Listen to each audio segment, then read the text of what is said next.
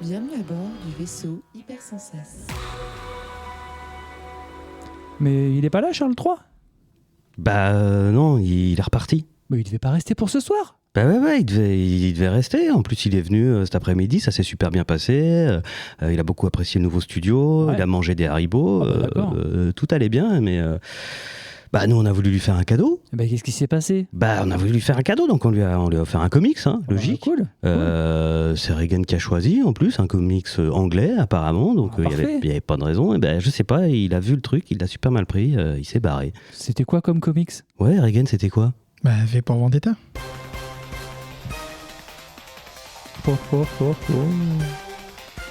Bouillard! Hey, bienvenue à vous, c'est l'heure de Comics Outcast, le podcast hébergé dans les quartiers du vaisseau Hypersensas, réservé aux comic books et à toute la passion qui tourne autour. Qui dit passion dit passionné, et les passionnés sont là avec moi ce soir, prêts à enflammer les 60 minutes qui viennent. Si le parcours est coursif du VHS à vélo, ce n'est certainement pas pour des considérations écolo, ni même pour travailler ses mollets qu'il a pourtant bien galbés. La vraie raison qu'il a ainsi tout le temps nécessaire pour réfléchir à des ripostes cinglantes et des bottes secrètes lors de nos joutes verbales, je vous présente XT. Bravo. Quelle présentation! XT, y a-t-il des choses qui te passionnent ces derniers temps? En plus de tes jambes galbées, bien sûr. Oui. Beaucoup de travail là, c'est... Passion travail. Passion de travail en ce moment. Ouais. D'accord, bientôt reparti Renaissance, félicitations. Oui. Un jour, il m'a confié que s'il avait choisi de consacrer sa vie au spectacle vivant, c'était exclusivement pour s'entraîner sur les planches et se perfectionner afin de porter des coups d'estoc imparables et livrer des saillies tranchantes lors des enregistrements de Comics Outcast. Voici venir Jean Voca. Bravo! Merci pour cette présentation, bonsoir. Bonsoir Jean, as-tu trouvé un sujet électrisant ces derniers temps? Électrisant. Moi, je suis toujours à fond replongé dans Sandman, parce qu'on avance dans les grains de sable avec Zéphiriel, voilà. Oh oui, bien sûr, on attend le prochain épisode avec impatience. Sous son air débonnaire se cache un bretteur hors pair. Sa connaissance des comics n'a d'égal que sa sensibilité, son ouverture d'esprit, sa force. Il connaît tout du monde des comics et surtout, il a un avis argumenté sur tout ce qu'il a lu et tout ce qu'il a vu. Il s'agit bien sûr de Regan. Ouais. Alors Regan, qu'est-ce qui t'enthousiasme en ce moment de ce que tu as pu lire ou de ce que tu as pu voir? Ça commence bien. Bonsoir. Qu'est-ce que j'ai lu récemment? J'ai commencé Hitman, mais j'ai tout juste commencé, qui est sorti chez... le film de Luc Besson. Urban. Tout à fait, oui, bien sûr. Pas du tout. Ça, et j'ai aussi commencé, d'habitude j'évite cette erreur de faire plusieurs comics en même temps, Poison Ivy. Très bien. Qui offre quelques éléments intéressants dans l'occasion, je pense, de le repartager, même s'il a déjà été review, bien sûr, ici, évidemment. Hitman, pour le moment... Alors, honnêtement, j'ai lu 5 issue, donc honnêtement... le petit annuel du départ, quoi. Oui, voilà, mais non. Ça rentre dans le thème. Voilà, à voir. Eh bien, écoute, on attend impatiemment ton avis qui ne saurait tarder à venir.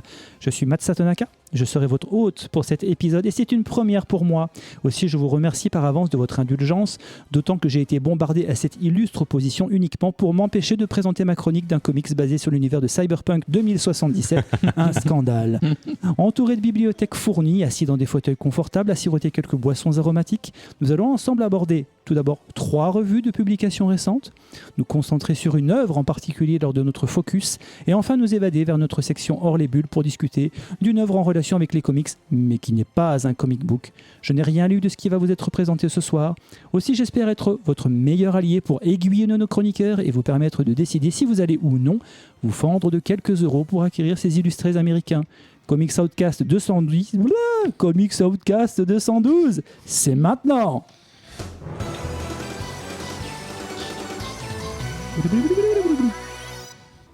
Regan, de quoi vas-tu nous parler? Eh bien, écoutez, je vais vous parler de fun. Et de fun avant tout. Ce soir, je vais vous parler d'un auteur qui s'appelle Tom. Ouais. Qu'on connaît assez bien chez Comics Outcast, puisqu'on le review assez souvent. Mais malheureusement, ce sera l'autre Tom, effectivement. Ce soir, nous parlons de Tom Taylor, bien sûr. Ah, évidemment. Évidemment. Thomas Tailleur. Et effectivement, sous le titre Titan. Titans. Ah, mais me voilà rassuré parce qu'au début je pensais que tu avais revu un Titan, tu sais, des années 80. Non, ça j'ai pas sous la main. Ok. Malheureusement, c'est compliqué. Ça coûte cher. Donc Titan de Tom Taylor qu'on connaît principalement pour Zombies, Deceased, All New Wolverine, Dark Age chez Marvel ou encore Star Wars Blood Ties, que évidemment des comics incontournables. Et il a aussi fait un truc qui s'appelle Nightwing, mais bon, ça c'est autre chose. Au dessin, nous avons Nicolas Scott, que nous avons déjà vu sur Terre 2 et sur Wonder Woman Historia, entre autres choses. Alors, Wonder Woman Historia, ils sont plusieurs, enfin, il et elle sont plusieurs, mais effectivement, on a travaillé dessus. Aux couleurs, Annette Kwok, qui a travaillé sur Joker Harley notamment. Et au lettrage, Wes Abbott, qu'on a vu notamment sur le travail sur Bombshell. Donc, Titan. Cette fois-ci, c'est la bonne. Ça fait des années qu'ils se préparent, qu'ils s'entraînent. Ils ont créé les Titans notamment pour ce moment-là. Ça y est, c'est leur moment. Ah. La Justice League a disparu. Les Titans doivent reprendre le flambeau. Ah. Petit astérisque de bas de page, didascalie que vous connaissez bien dans les comics. C'est le beau mot. Cher lecteur, si tu veux en savoir plus sur la disparition de la Justice League, merci de te reporter à Dark Crisis, qui explique évidemment le pourquoi du comment.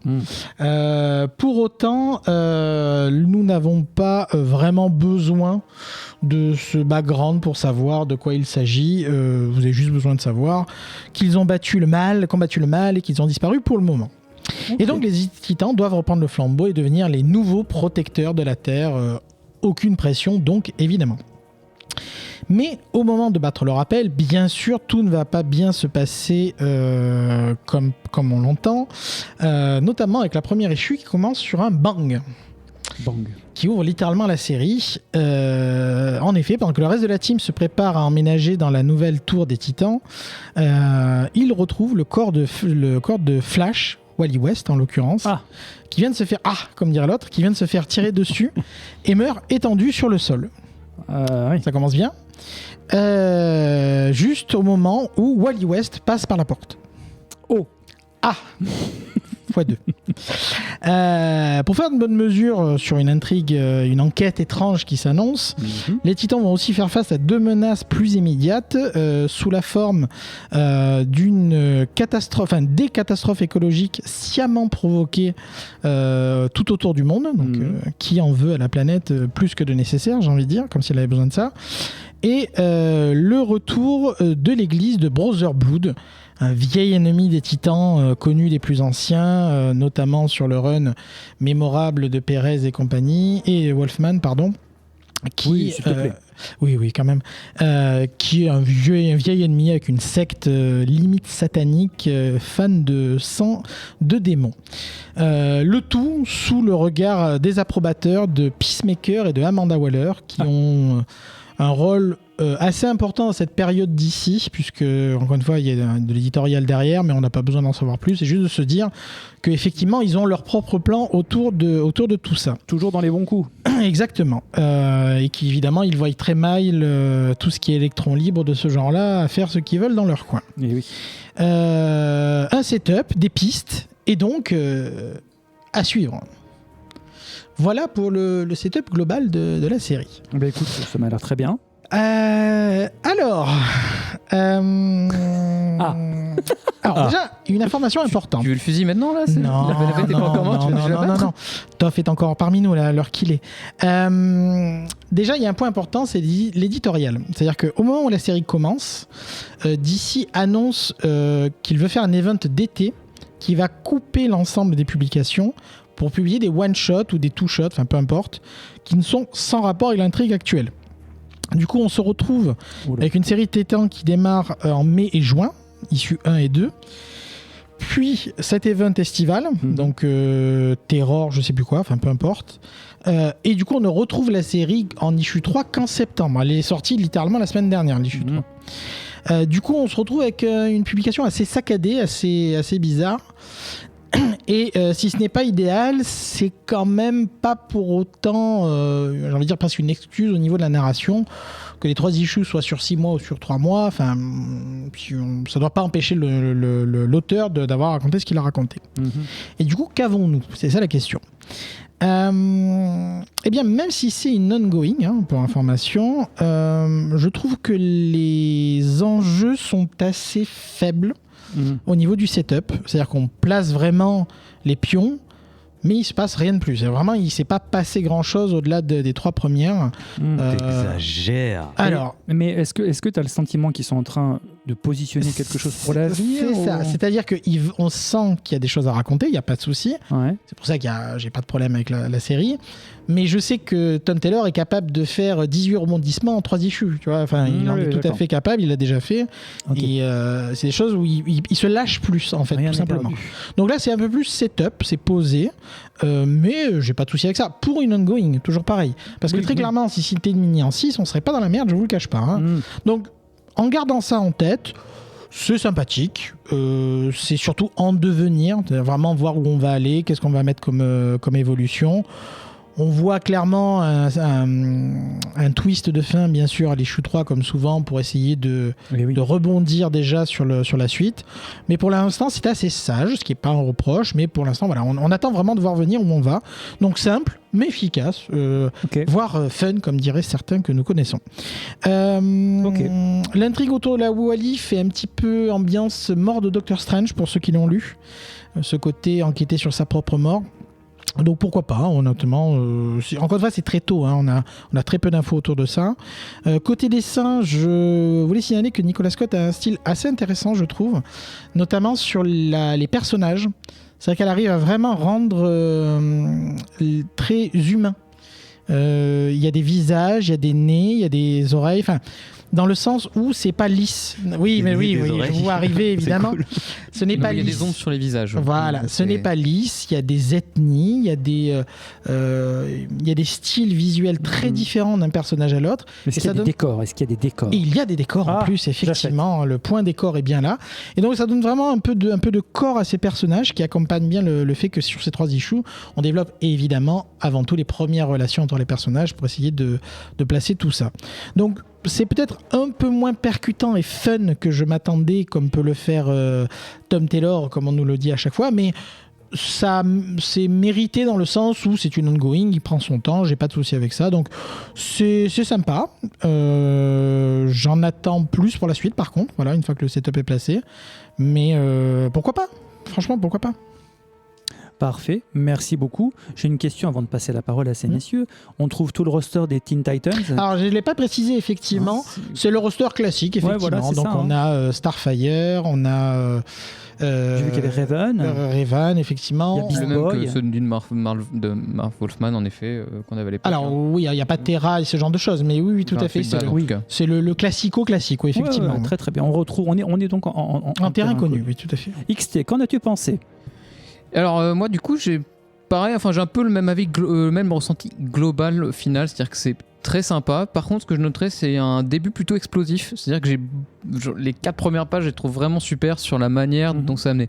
Ça commence par voilà je suis Flash, voilà comment je suis mort concrètement.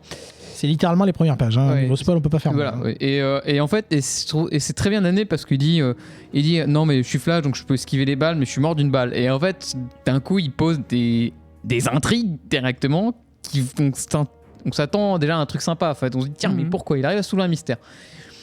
Après, en fait, il y a un autre truc que je trouve moins sympa, c'est que il amène plein de personnages, c'est très bien les Teen Titans. Le problème c'est qu'ils sont pas forcément tous très bien introduits et ils sont pas tous très très bien introduits et ça c'est pas forcément, pour un néophyte je trouve ça vraiment pas ça très très bien fait. Moi vu que j'avais lu le run de Wolfman et ça part du principe qu'on sait qui sont les personnages, il faut vraiment le prendre comme ça et pareil pour les pouvoirs de chacun. Maintenant, qu'est-ce que je notais, c'était aussi un truc que moi j'ai beaucoup aimé dans la première issue, mais ça parle à mon petit cœur à moi, c'est que Tom Taylor s'est amusé et il l'a fait plutôt bien, à la rigolade, mais plutôt bien. Un petit combat de kaiju dans la première issue. Et le combat de Kaiju, c'est vraiment. Gros sabot. Mais alors oui, c'est gros sabot, mais ça marche bien. Mais ce qui est marrant, c'est qu'on en reparlera, c'est que c'était un peu King Kong contre Godzilla. Et on reparlera de King Kong teaser pour tout à l'heure. J'aurai un truc à dire tout à l'heure sur le sujet. C'est noté. Et mes collègues me regardent avec des grands yeux. Je confirme. Mais donc voilà. Pour revenir aussi, alors je me permets un peu de continuer là-dessus. C'est Bien sûr. on a après, c'est en fait ce qui m'embête, c'est plus sur la suite où il prend des ficelles de narration beaucoup trop éculées, comme il y a un peu, enfin, il part sur un super départ et après direct ça s'étiole un peu. Il a la 5e au départ et après il repasse à la seconde quoi. Quand ça commence à introduire Brother Blood, on le voit à 400 km le bad guy. Enfin et le mec qui se fait passer pour un gentil qui sera un bad guy au final. Enfin moi j'ai presque eu l'impression qu'il voulait nous faire un petit parallèle avec Musk presque d'une certaine manière avec ce personnage. Donc bon, on a une intrigue de départ plutôt sympa, un rythme clairement maîtrisé au global, même si ça met la seconde après, mais enfin il enchaîne vite en fait ses idées. Oui. Ça va presque trop vite ou pas assez, enfin mais le rythme il arrive à rester là en termes de l'action, donc il y a une espèce de dichotomie dans le sens où ce qu'on nous raconte va vite et ça c'est rythmé, mais c'est pas si intéressant que ça en fait. Ah. C'est rare, hein. Moi, J'ai cru que t'allais être sympa. Ouais. Et puis à la fin, bim quoi. Non, c'est pas si méchant parce que je trouve pas le mot, parce que c'est intéressant, en effet c'est vilain, mais c'est pas le but. Ce que je veux dire c'est que c'est sympa, mais ça aurait pu être encore mieux en fait. En fait c'est une forme de, ça pourrait être beaucoup mieux avec un pitch de départ pareil et avec une écriture au départ qui était si subtile, si appétissante plutôt, si appétissante et qui je trouve devient d'un classicisme un peu, voilà, enfin un classique assez bateau on va dire, même si bon ça se laisse lire. Donc on garde un Tom Taylor qui reste aux commandes, c'est du pur Tom Taylor, hein, clairement il n'y a pas grand chose à rajouter. C'est un talent de divertissement assez efficace. Et comme disait Reagan tout à l'heure, c'est en effet assez beau. J'ai juste peur que ce style de couleur, dans 10 ans, on dira ah ça c'était vraiment les années 2020. Oui, mais c'est pour maintenant, enfin. Mais oui, bien sûr. Non, mais il y a des trucs plus ou moins intemporels. Et là, typiquement, je trouve que je ressens en ce moment vraiment cette espèce de couleur, enfin de panel de comment dire, de gamut de couleurs qu'on a, qui est de plus en plus commun en fait. Une certaine, voilà. C'est parfait, merci beaucoup XT. Monsieur Jean. Moi j'ai passé un très très bon moment. J'ai passé un moment vraiment sympa. Sur mes notes j'ai marqué popcorn, bim bam, fizz, vou, tim, bam. Mais oui, mais de façon tout à fait positive quoi. C'est un pur comics de divertissement. Je trouve qu'il y a un rythme d'enfer. La première planche, elle est vraiment ouf. L'introduction avec Flash, elle est vraiment super. Après, ça va à 200 à l'heure. Il règle un problème nucléaire en 2 pages. Il y a quand même effectivement un King Kong versus Godzilla qui est amené tellement facilement juste achetable. Et donc oui, moi je trouve que ça fonctionne très bien. Je trouve que les couleurs et les dessins collent parfaitement au style et que la mise en place, effectivement, sur certains aspects, elle prend un peu son temps, mais un temps qui me paraît tout à fait logique pour le début d'une ongoing en fait. Pour une ongoing, d'accord. Voilà, on est le bénéfice du doute. Hein. Oui. Voilà, on est vraiment dans un comics, comme on l'a dit, un comics de pur divertissement, un comics popcorn, j'ai envie de dire. Fun. Et j'en profite justement pour faire une petite parenthèse, un petit disclaimer, j'ai envie de dire, parce que dans le Discord, il arrive parfois que certains auditeurs nous brocardent gentiment, enfin gentiment j'espère, en nous traitant de Télérama Outcast. Oh. Comme quoi on n'aimerait plus que les comics philosophico intello poète. Alors oui, c'est vrai, on les aime aussi, mais pas que. Moi je pense que le comics, la bande dessinée en général, on parle de bande dessinée américaine, donc le comics, c'est une forme d'art au même titre que la littérature ou le cinéma, et que comme pour ces autres arts, il y a de tout, sûr. quoi. En littérature, on peut aimer Le Seigneur des Anneaux, La Recherche du Temps perdu et Un bon San Antonio. Au cinéma, on peut aimer Citizen Kane et 2001 l'Odyssée de l'espace, et pour l'avoir déjà cité ici, Tango et Cash, quoi. Qui est quand même une oui. Je pure pensais que merveille. t'allais partir un peu plus large dans ton spectre, genre que t'avais, je sais pas, un Didier avec un Didier ou un truc comme ça. Didier est merveilleux. Barbelivien. Et donc, non, nous aimons aussi les comics fun et divertissants à Comics Outcast. Par contre, c'est vrai qu'on est devenu un peu Exigeant. exigeant, On peut être fun et bien le faire. c'est-à-dire que oui. on n'aime pas, enfin je parle pour moi, on n'aime pas quand on a l'impression qu'on se moque de nous, soit par cynisme, ou soit par fainéantise. Et je trouve que c'est pas le cas ici, quoi. Ici, il y a une vraie énergie positive. Alors bien sûr, il y a un coup marketing, c'est le numéro 1 d'une nouvelle série, mais ça, c'est inhérent aux comics, au fonctionnement industriel du comics, et spécialement dans les deux grandes maisons DC et Marvel, quoi qu'Image, c'est pareil.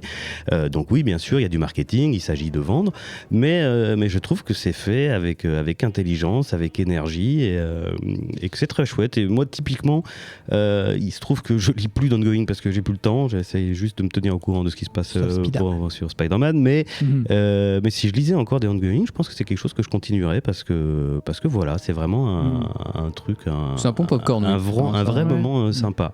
Voilà.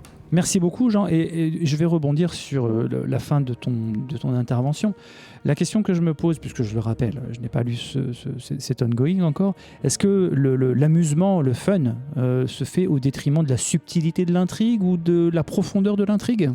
Comme je disais, pour l'instant, on est vraiment dans un setup. Hein. Comme disait par exemple l'enquête sur la mort de Flash, il ne s'est littéralement rien passé. Hein. On a juste le setup, comme quoi on sait qu'il va mourir et quel jour il va mourir. C'est tout. D'accord. Donc honnêtement, c'est un petit peu tôt pour dire c'est au détriment d'eux. Je pense que c'est Tom Taylor, il n'y a pas de raison de s'en inquiéter. Les personnages, par contre, sont... Comme je disais, l'intrigue n'a pas beaucoup avancé, il a placé les 3 grosses intrigues. Par contre, les personnages ont des éléments assez intéressants sur leur situation personnelle, sur leur situation d'évolution autour du groupe, etc. Donc, et pareil, il y a des petites subtilités. Pour prendre juste une petite subtilité qu'il y a dans le comics, il y a la notion de leader. C'est-à-dire que naturellement, c'est Nightwing, mais on ne peut pas toujours faire une Parce qu'il a les plus belles fesses. ça bouge pas. Et voilà, il y a des échanges entre Starfire et Donna Troy. Et Donna Troy, merci, qui... voilà, il y a des petites choses comme ça qui sont bien écrites en termes de dialogue, etc. D'accord. Donc non, c'est assez fluide. Comme on dit, oui, ça va se développer. Enfin, je m'inquiète pas vraiment. En fait, oui, c'est vrai que c'est la dynamique des personnages qui est le plus intéressant que l'intrigue, que le reste. En fait, ce qui est finalement très important dans un comics titan, hein, bien sûr. Donc ce que j'entends, c'est que ça passe pas le mur d'Adrien, qui est le mur du premier. Ça passe pas le mur des 3 non plus, mais comme on est une ongoing, il n'y a pas de quoi s'inquiéter. C'est ça. Très bien.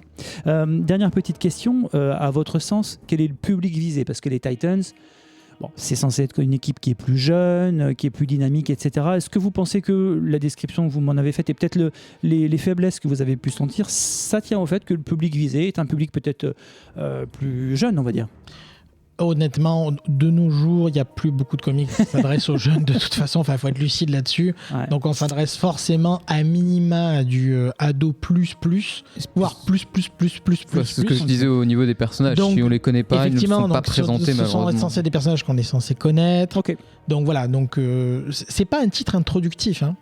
C'est pas un titre avec lequel on commence d'ici, c'est pas prévu pour. Surtout comme je disais, même si le setup, je maintiens qu'on n'est pas obligé de tout connaître sur ce qui s'est passé avant, on voit bien quand même qu'on débarque à un moment important pour cette équipe. Donc non, ça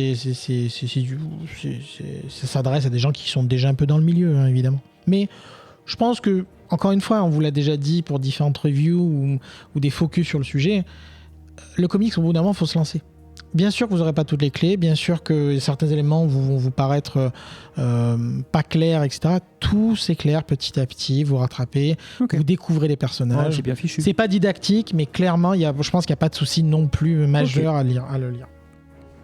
Merci messieurs. Si je prends un petit résumé de ce que vous m'avez dit, les émotions qui ont été exposées ici autour de cette table de forme géométrique quelconque, j'ai entendu explosif, un style intéressant, un divertissement efficace, un bon moment, mais en terrain connu, assez attendu classique. Et une petite question, ne sera-ce pas trop daté dans le futur? Ce qui nous amène à une note de 3,5 Haribo sur 5.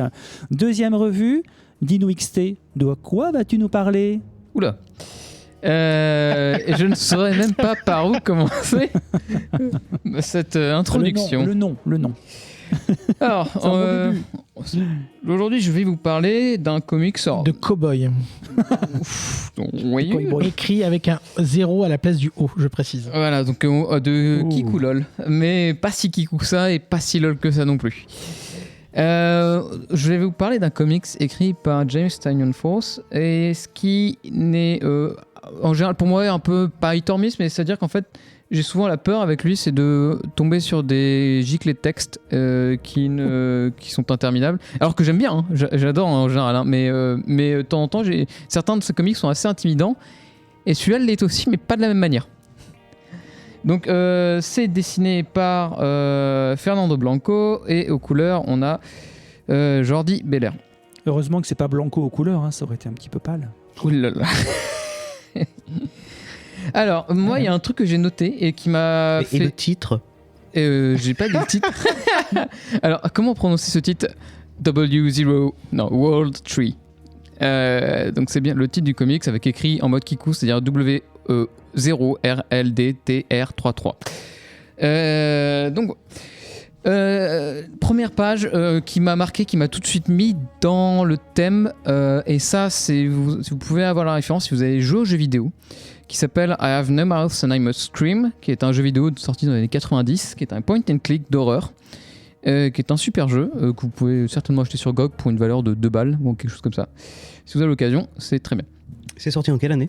Dans les années 90, mais j'ai pas date précise. Non, parce que je me posais la question pour un truc que je reviendrai après. Très bien.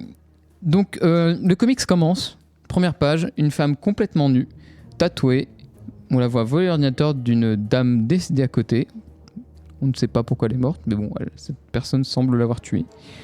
Va sur Internet, regarde ce qu'on pourrait appeler un snuff movies, c'est-à-dire des meurtres filmés en direct.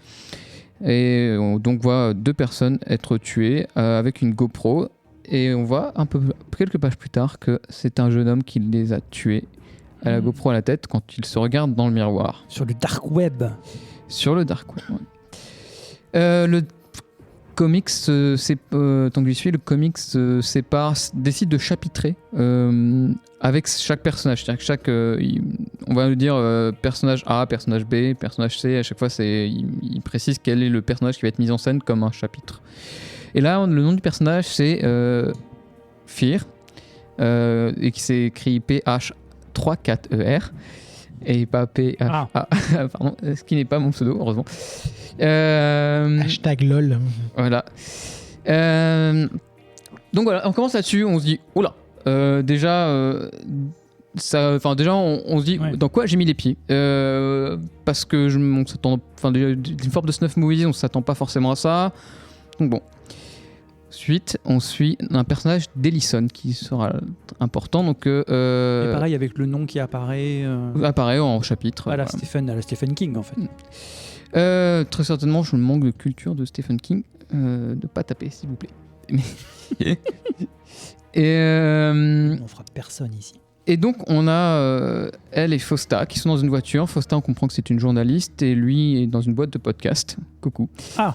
Et il parle de son petit frère, Gibson Lane, qui a trouvé une vidéo qui l'aurait traumatisé sur Internet. Et il lui disait, moi quand j'étais jeune, j'allais sur 4chan, il y avait des photos un peu nulles de pédopornographie. Bon, c'était pas très cool, mais bon, c'était rien de si traumatisant. C'est à peu près ce qu'il dit, grosso merdo, mais bon. Et puis là, d'un coup, évidemment, sa pote lui dit, mais t'inquiète, je suis sûr qu'il doit pas en faire toutes des caisses, il s'en est remis, je vais voir sur son profil Insta, tu verras, il va bien. Alors elle va sur son profil Instagram, et là, elle se met à pleurer, on se dit, oula. Et là, on se dit tout de suite, ça pue. Et on commence à se dire, ce serait peut-être pas lui qui aurait fait des vidéos juste avant et 2 secondes avant. Ah, et oui. Et c'est un mini spoiler dans le sens où on ne l'apprend que quelques pages plus tard, mais c'est en effet le cas. Parce qu'en fait, même la page d'après, littéralement, on a une autre personne, Gabriel. Ok. Personne. Lui, son frère, donc, pas Ellison. Non, Gabriel, Non, mais je veux dire, qui a fait la vidéo, c'est. Oui, c'est son petit frère, oui, à lui, pardon. Oui. Et donc, on a Gabriel, un personnage, un grand personnage, cheveux blancs. On comprend que c'est un héros de la tech, ou enfin, un héros de la tech, façon de parler. Hein. Un héros de la tech. T'as vu, j'ai. Et non pas un héros de latex. Oh. Oh, qui c'est qui regarde l'histoire du meurtre, d'être au journal télé, et appelle un vieux pote et dit ça fait 20 ans, mais ça va recommencer. Et là, on se dit oh là là là là. Oh. Ça ressort le vieux trauma. Le retour de l'homme hors sport. Et il dit déjà que ça va être, certainement déjà trop tard, mais on ne sait pas quoi qui est trop tard. On nous laisse. Et oui, dans l'expectative. Voilà. Ressort bien connu. Ensuite, on repasse sur le personnage d'Ellison qui se rend au flic parce que dit bah, c'est mon frère en fait. Enfin, les vidéos là, c'est mon frère. Qu'est-ce que je peux faire? Et donc qui a quand même tué 60 personnes. Hein. Ouais, Ah voilà. Oui, j'ai pas précisé. En effet, il a quand même fait une belle tuerie. Et quand au moment où il arrive à la police et qu'il arrive pour se faire interroger, on a Fear, donc le personnage qui à ce moment est habillé, décide de se mettre toute nue et décide de canarder tout le commissariat. Ah bah, à la Terminator. À la Terminator, exactement. Et du coup, ça finit pas pareil. Et à la fin, elle va voir Gibson Lane, donc du coup, parce que, j'avais pas précisé, mais les deux frères, le grand frère va voir son petit frère au commissariat de police, qui est arrêté là-bas, et elle a les deux en face d'elle, et elle parle au petit frère, elle dit, et le petit frère, il fait, j'espère que j'ai fait du bon boulot. Elle dit, oui, c'est bien, et elle le tue. Ouh. Le commanditaire se débarrasse. En partant, elle dit à Ellison, ça serait peut-être bien que tu ailles voir ce site internet. Et c'est la fin de notre premier issue. Ok. Donc beaucoup quand même d'aller-retour entre le monde réel, le monde connecté. Alors on n'a pas de passage dans le monde connecté à ce moment-là. Enfin, on comprend qu'il y a quelque chose. Il y a beaucoup de références quand même. Il y a beaucoup de références, voilà, mais on n'y va pas. Et en fait, je vais en parler après.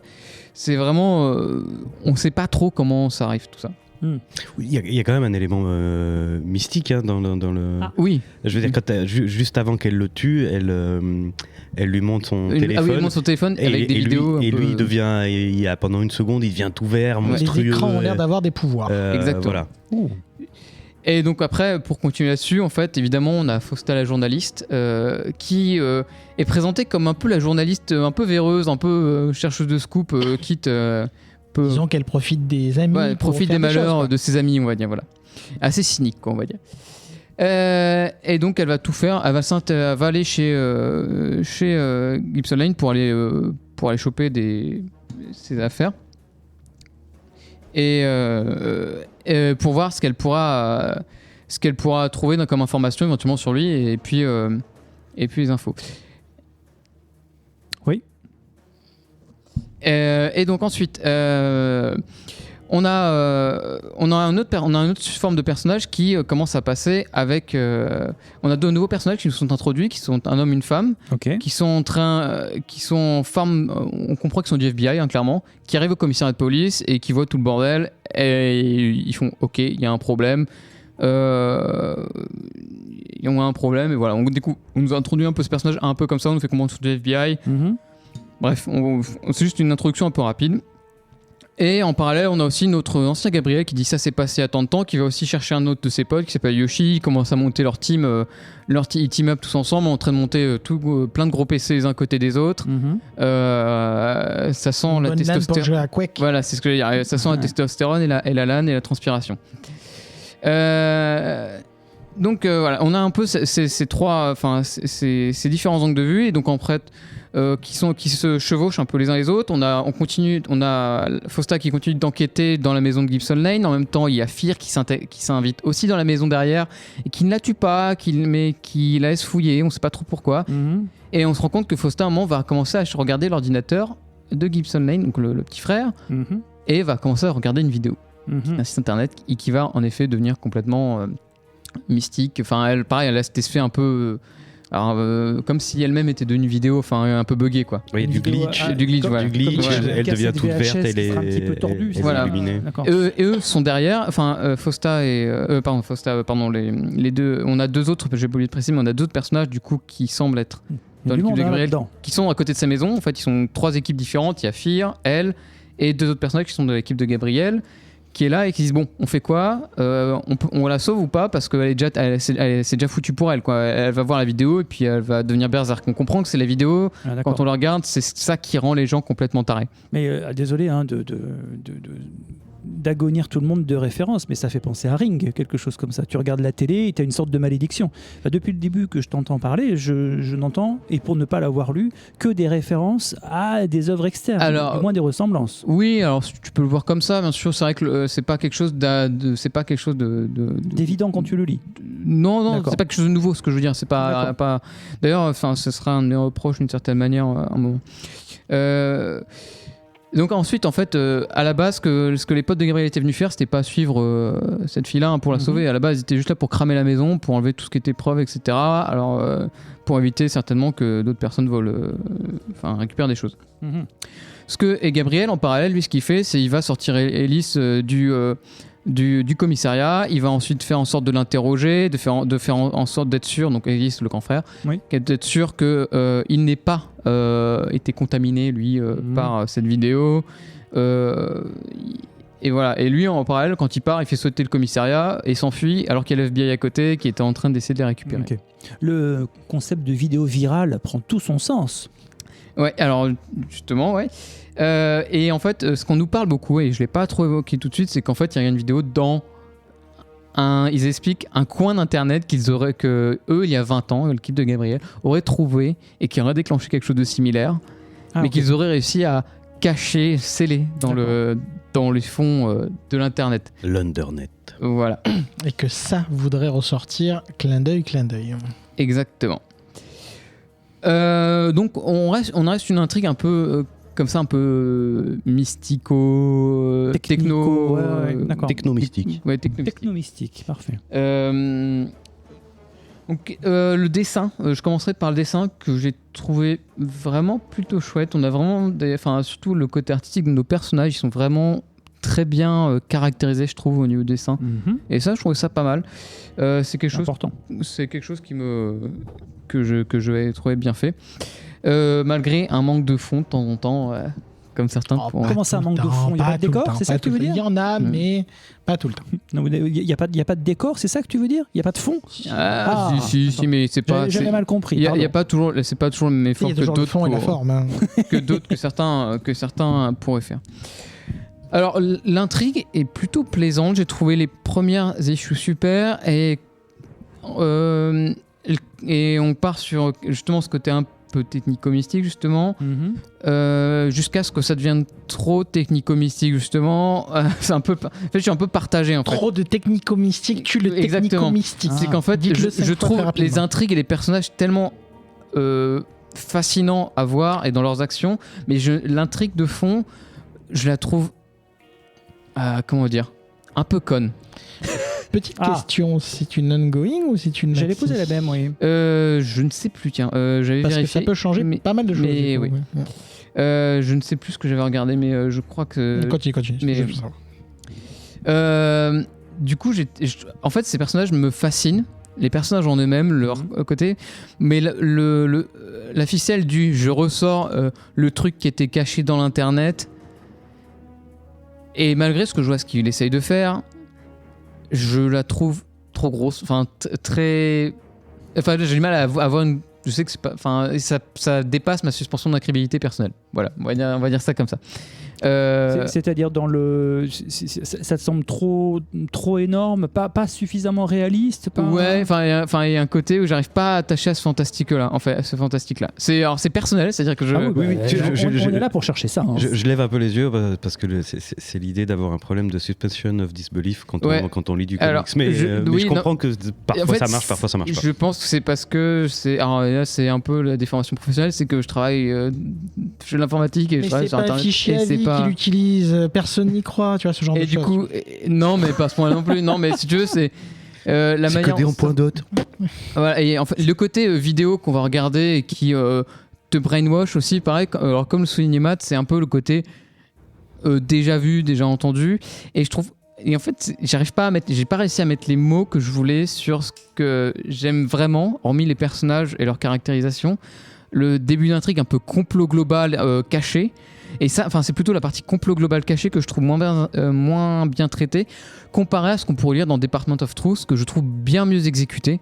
Oula, oui, j'ai la formulation, j'ai craint le pire, mais non, que je trouve, pour le coup, au Department of Truth, je le trouve bien mieux exécuté sur ce sujet de complot secret, de complot global que là on voudrait nous faire avaler, que je trouve presque. Ah, il y a eu complot, parce que jusqu'à présent j'avais pas. Si, il y a un complot. Alors. Non, mais c'est quand on parle d'événements fait, il y a 20 ans, 30 ans. Voilà, quand il parlait de l'équipe qui a déjà été confrontée à ça, ça sous-entend que c'était quelque chose qu'elle a voulu cacher pour éviter que ça se répande. Donc il n'y a pas un complot gouvernemental. On nous cache tout, on nous dit rien. Voilà. C'est quelque chose qui serait arrivé, une équipe pour s'en sortir. Et ce sentiment-là m'a un peu laissé sur le côté parce que soit c'est trop vu, soit faut vraiment bien rattraper les wagons et il faudrait que j'en lise plus. Enfin, pour moi il faudrait que j'ai le temps de lire. On dit t'aimes rien.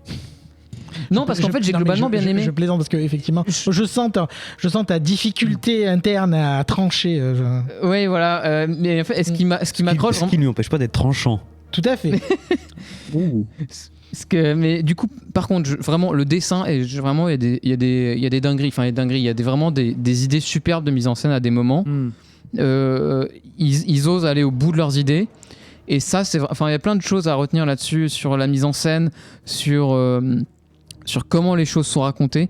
Mais j'ai beaucoup plus de problèmes sur l'intrigue de fond de ce sous Internet qui sort de nulle part. Enfin, que je trouve en tout cas, et que j'arrive pas à. Bah écoute, super. Merci beaucoup, XT. Regan, toi, qu'en as-tu pensé ? Que dire ? D'abord, il y a... Bon, je pense que vous l'avez compris, il y a des références en termes de narration assez évidentes à ça de Stephen King. Ah, c'est marrant, moi ça me l'a pas fait. Le groupe de 20 ans qui a été confronté à une bête curieuse qui voudrait s'emparer, sortir.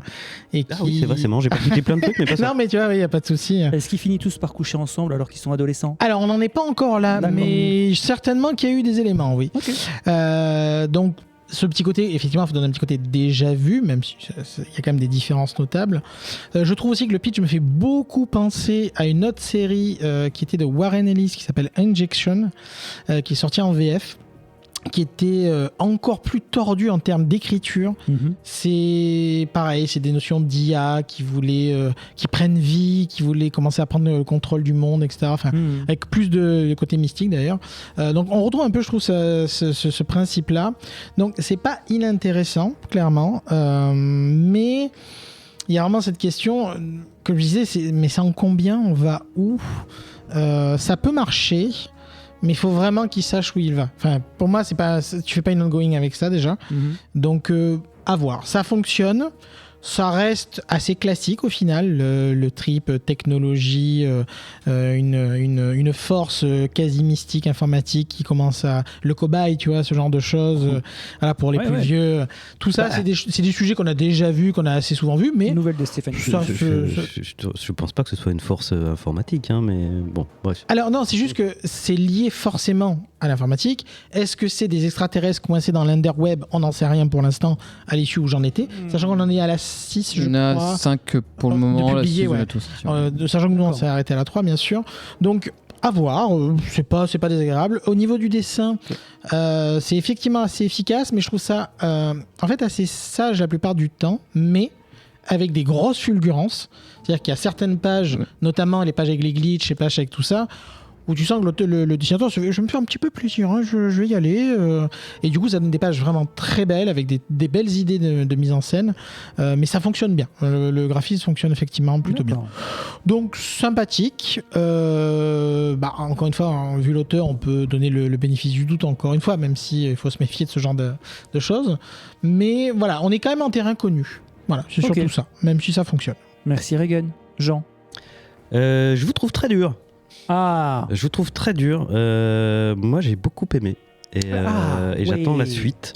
Alors, effectivement, je ne sais pas si c'est ongoing ou pas. Et je pense que ça gagnerait à ne pas l'être. Clairement. Mais faudrait bien un 12 issues. 12, oui, 12, un Alors, 12 oui, issues, c'est la quoi. question que j'allais poser. Il y en a Vo- 5, c'est ça peut pas être en 6, avec ce que j'entends. Peu probablement. Enfin, dans ce cas-là. Ça serait dommage. Ouais, Ça serait dommage. On a déjà vu des trucs en 7, remarque. Oui, tout à fait. Donc pour vous répondre un peu, effectivement, c'est pas forcément le fond de l'histoire est pas forcément d'une originalité folle, mais bon, comme je l'ai souvent dit ici, moi je crois qu'on a tout raconté. Donc maintenant, il s'agit juste de nous raconter encore et toujours les mêmes histoires, mais différemment, et de nous y intéresser quand même, de nous les remâcher autrement. Et moi, je trouve que tel que c'est parti, ils le font très bien. Rapidement, les dessins, je trouve qu'ils collent parfaitement à l'ambiance, c'est-à-dire un truc, ils sont à la fois très réalistes et comme tu l'as dit, en même temps il y a les fulgurances qu'il faut. Et au niveau de l'histoire, alors ça c'est mon côté Télérama, mais ce que j'aime beaucoup c'est que c'est blindé de références intelligentes, c'est très pointu.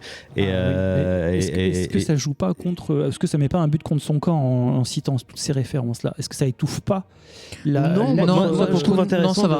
Ça va. Je trouve D'accord. intéressant Ok, c'est pas de jouer Ready avec les Player références. One. Non. Hein? C'est pas Ready Non, non. Player One. Non, pas du Comment tout. ça, non, Avec pas les ça, non, références, non. tu sais, qui tue dans l'œuf toute velléité. Plus référencé que des Non, références. D'accord. parfait. ça s'inscrit dans une tradition d'un certain type de récit et ça cite ouvertement de manière claire de quoi ça s'inspire et à quoi ça fait référence. Et moi, je suis intéressé par ça. Le World Tree, déjà, bon, c'est Yggdrasil, c'est l'arbre-monde des dieux nordiques. Mais surtout, il y a tout un truc autour. On sent que l'auteur s'est plongé, enfin, je crois, ou alors il fait semblant, mais s'est plongé avec sérieux dans la littérature cyberpunk et de science-fiction. Il y a une citation de Harlan Ellison au début, qui est un auteur de science-fiction très connu, qui a écrit donc I have no mouth and I must scream.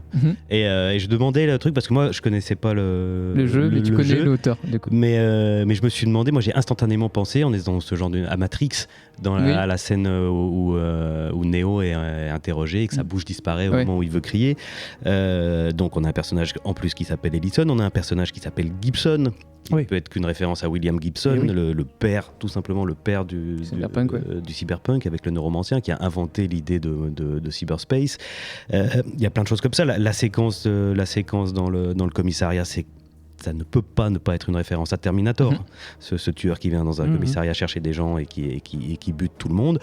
Donc il y a tout ça, ça assume aussi sa référence à X-Files, puisqu'on a un couple d'agents du FBI, dont une femme rousse. Ah, oui. Mais ce qui est très sympa, c'est qu'ils sont... c'est Mulder et Scully, mais trash, quoi. Oui, il parle de sa prostituée. Surtout Mulder. Mulder, dans toute la première séquence, il raconte le problème qu'il a eu.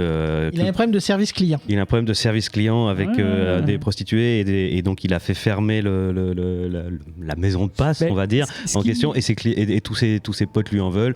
Et Scully, elle, on ne sait pas, mais elle a un patch, un cache-œil. Un cache-œil, elle est borne, on ne sait pas pourquoi. Enfin bon, bref, dans l'écriture des personnages, il y a des trucs très chouettes. Notamment ces deux personnages-là. Il y a un truc avec le chiffre 2, pour moi, tous les personnages sont présentés par deux, systématiquement. Oui, en couple, à chaque fois, il y a un binôme. Donc voilà, je ne sais pas si ça va avec l'idée du monde binaire, des 1 et des 0, mais en tout cas... Pas tant que ça, parce que Gabriel est avec 3, Yoshi et Liam. Oui, mais quand il est présenté, il est d'abord présenté... Dans toutes les présentations, ils sont deux. Il est présenté avec Liam au début. Ils sont jamais tous les trois ensemble. À chaque fois, c'est comme ça. Ellison, il est présenté avec Fausta. Il y a Fear, la seule qu'on voit tout le temps toute seule, finalement, c'est Fear. Il y a un des deux des acolytes de Gabriel qui ont un dialogue absolument merveilleux quand ils viennent brûler la maison pour faire disparaître toutes les preuves. Et tu sens qu'ils parlent de leurs problèmes de date, de couple, tout en cramant le truc. Enfin, il y a vraiment un truc au niveau de l'écriture des personnages que je trouve très intéressant. Et puis ce qui tend toute cette techno-mystique, il y a un fond Lovecraftien extrêmement clair, quoi, pour moi. C'est-à-dire l'idée de... C'est le titre de la 3e issue, What Live Down There. Chez Lovecraft, c'est l'idée de ces créatures qui sont juste à la frontière de notre réalité. Et le peu qu'on aperçoit de ces créatures, de ces choses, a l'air clairement de tendre vers un univers, vers un univers Lovecraftien. D'accord. Et donc moi, ça m'intrigue beaucoup et j'ai très envie de connaître la suite. Eh ben, donc écoute, voilà. Eh ben, c'est noté. Merci beaucoup Jean. Guigos sur le Discord nous dit qu'il n'y a pas de fin annoncée. Le 6, les débuts du second arc annoncé pour le mois de décembre. Donc on va voir ce que ça va donner avec une certaine impatience. Donc les avis autour de cette table sont je ne sais pas par quoi commencer, sont que dire. J'ai bien noté qu'il y avait une femme nue, j'espère que ce n'est pas Rags pour autant. J'ai entendu le terme de technico-mystique, plutôt chouette, sympathique, intrigue de fond un peu conne mais pas inintéressante, c'est quand même bien raconté, les références sont assumées pour créer une ambiance. Bonne caractérisation, dessin efficace, des fulgurances, des superbes idées de mise en scène, ce qui nous vaut la note de 1,5 kebab sur 3. Magnifique. Passons immédiatement à la 3e revue. Jean, tu avais la parole, tu la gardes, dis-nous de quoi tu vas nous parler. Je vais vous parler de Void Rivals. Void Rivals, pourquoi j'ai choisi ce titre ? Parce qu'il est écrit par Robert Kirkman. Le Kirkman. Un petit jeune. Est-il nécessaire de le présenter ? Voilà, donc Walking Dead, que j'ai pas lu personnellement, mais par contre je suis à fond dans Invincible, j'adore. Écoute, tu as juste 42 épisodes à rattraper, c'est pas grave. Voilà, donc voilà, moi je l'ai choisi pour ça, clairement, parce que j'adore ce qu'il fait. En plus, au dessin, on a Lorenzo de Felici, qu'on a pu voir sur Chroma et sur Oblivion Song. Donc, pareil, Chroma. De la qualité. À la couleur, Mathéus Lopez, c'est le lettreur, ou lectrice d'ailleurs, je ne sais pas, Ruth Whedon.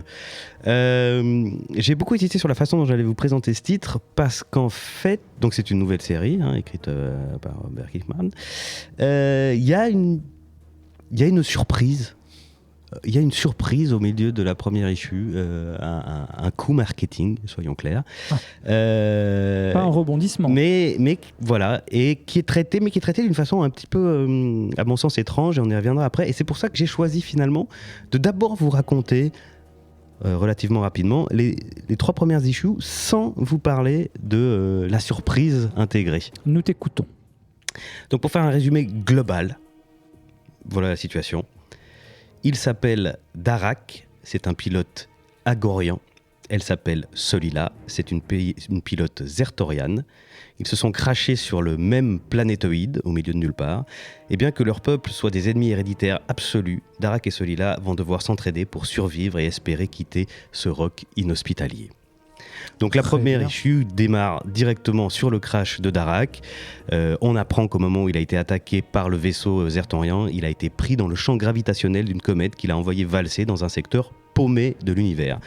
Et là, son androïde tente de calculer la distance, à quelle distance il se trouve de l'anneau sacré, son monde d'origine, mais apparemment c'est pas gagné. Je m'arrête 2 secondes sur le android, qui m'a beaucoup fait rire. C'est un jeu de mots qui m'a beaucoup fait rire. En fait, l'android c'est une intelligence artificielle que Darak a dans sa main, et donc ils l'ont orthographié Android avec un H. Android. J'ai trouvé ça. Je suis curieux de voir comment ça sera localisé. Voilà, je trouve ça très drôle. C'est un peu potache, mais moi ça m'a fait. C'est sans doute la meilleure idée du comics, soit dit en passant. C'est très très drôle. Et donc, alors que Darak constate les dégâts de son vaisseau, il est attaqué par Solila. Bim, et là on voit le titre de la série qui apparaît. Donc un point de départ pour le moins super efficace, super clair. Alors une remarque importante, à ce stade, les 2 protagonistes sont casqués, et ce qui fait que le lecteur ne connaît pas leur apparence. On voit qu'ils sont humanoïdes, mais est-ce qu'ils ont un type humain, est-ce qu'ils ont un visage d'alien ? Moi je me suis même demandé si c'était pas des robots, puisqu'ils sont intégralement casqués, on ne sait pas. Mais non seulement nous, on ne sait pas, mais eux non plus ne connaissent pas leurs apparences respectives. On va le constater tout à l'heure, et ça a beaucoup d'importance. Et à partir de là, l'intrigue se construit comme une sorte de buddy movie à l'ancienne, où 2 personnages que tout oppose vont être obligés de s'allier pour survivre, et ils vont probablement finir par s'apprécier. Mais c'est pas gagné, puisqu'on apprend que leurs peuples sont tellement héréditairement ennemis que même l'android de Darak ne veut pas que celui-ci s'allie avec celui-là. Il dit non, il faut pas faire ça.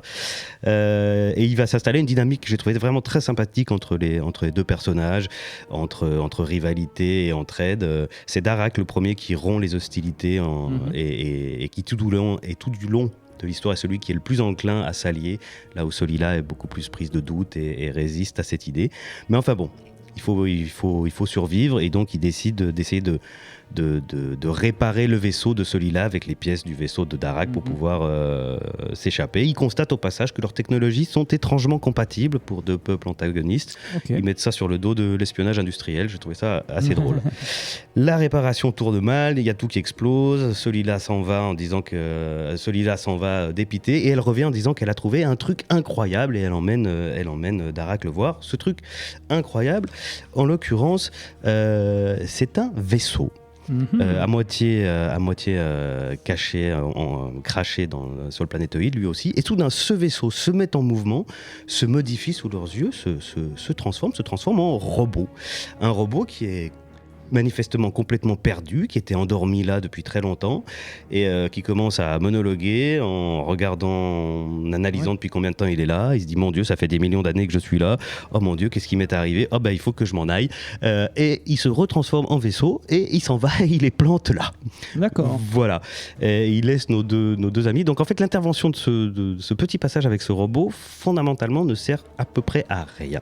Ah d'accord. Si ce n'est de donner une idée à Darak, mais je trouve de façon un peu tirée par les cheveux, puisque Darak dit « Ah, on vient de voir un être vivant se transformer en vaisseau, ça veut dire que nous, on peut faire pareil. » Mais ce qu'il veut dire par là, c'est qu'il va essayer d'utiliser justement les éléments de leurs armures respectives pour continuer les réparations. Finalement, ce robot n'est là que pour amener cette idée de manière un peu maladroite, une idée qu'ils auraient eue de toute façon. Enfin, donc le robot s'en va et eux, ils sont là comme des idiots et ils doivent continuer leur réparation. Et pour ça, ils doivent enlever leurs armures, ce qui brise tous les tabous de leurs deux races. C'est haute trahison, ils n'ont pas le droit de faire ça. Mais enfin, ils le font quand même. C'est des Mandaloriens ou quoi? Et là, on arrive au reveal de fin de l'issue 1, à savoir qu'ils sont semblables. Ce sont deux humanoïdes de race manifestement identique. Un détail près, c'est que Darak a dans le front une pierre rouge, là où celui-là a une pierre verte. Et Darak dit « Nous sommes semblables comme dans ma vision ». Et celui-là de répondre « Quelle vision ?» Fin de la première issue. Parfait. Deuxième issue, on est d'abord sur un flashback où on va voir le début de la mission de Darak et on va découvrir son monde d'origine qui est l'anneau sacré. L'anneau sacré, c'est un monde technologique construit en forme d'anneau autour d'un trou noir et qui contient même ce trou noir. Elle empêche de tout absorber autour de lui, à commencer par l'anneau lui-même. Et cet anneau a la particularité d'être moitié Agorian et moitié Zertorian. Donc en fait, ils viennent, mais sauf que les deux parties ne communiquent pas. Et la mission, c'était d'aller récupérer des réserves d'eau sur une comète, ou la comète elle-même d'ailleurs, c'est pas clair, mais en tout cas pour les réserves d'eau, et surtout d'en priver les Zertorians qui sont déjà en pénurie d'eau.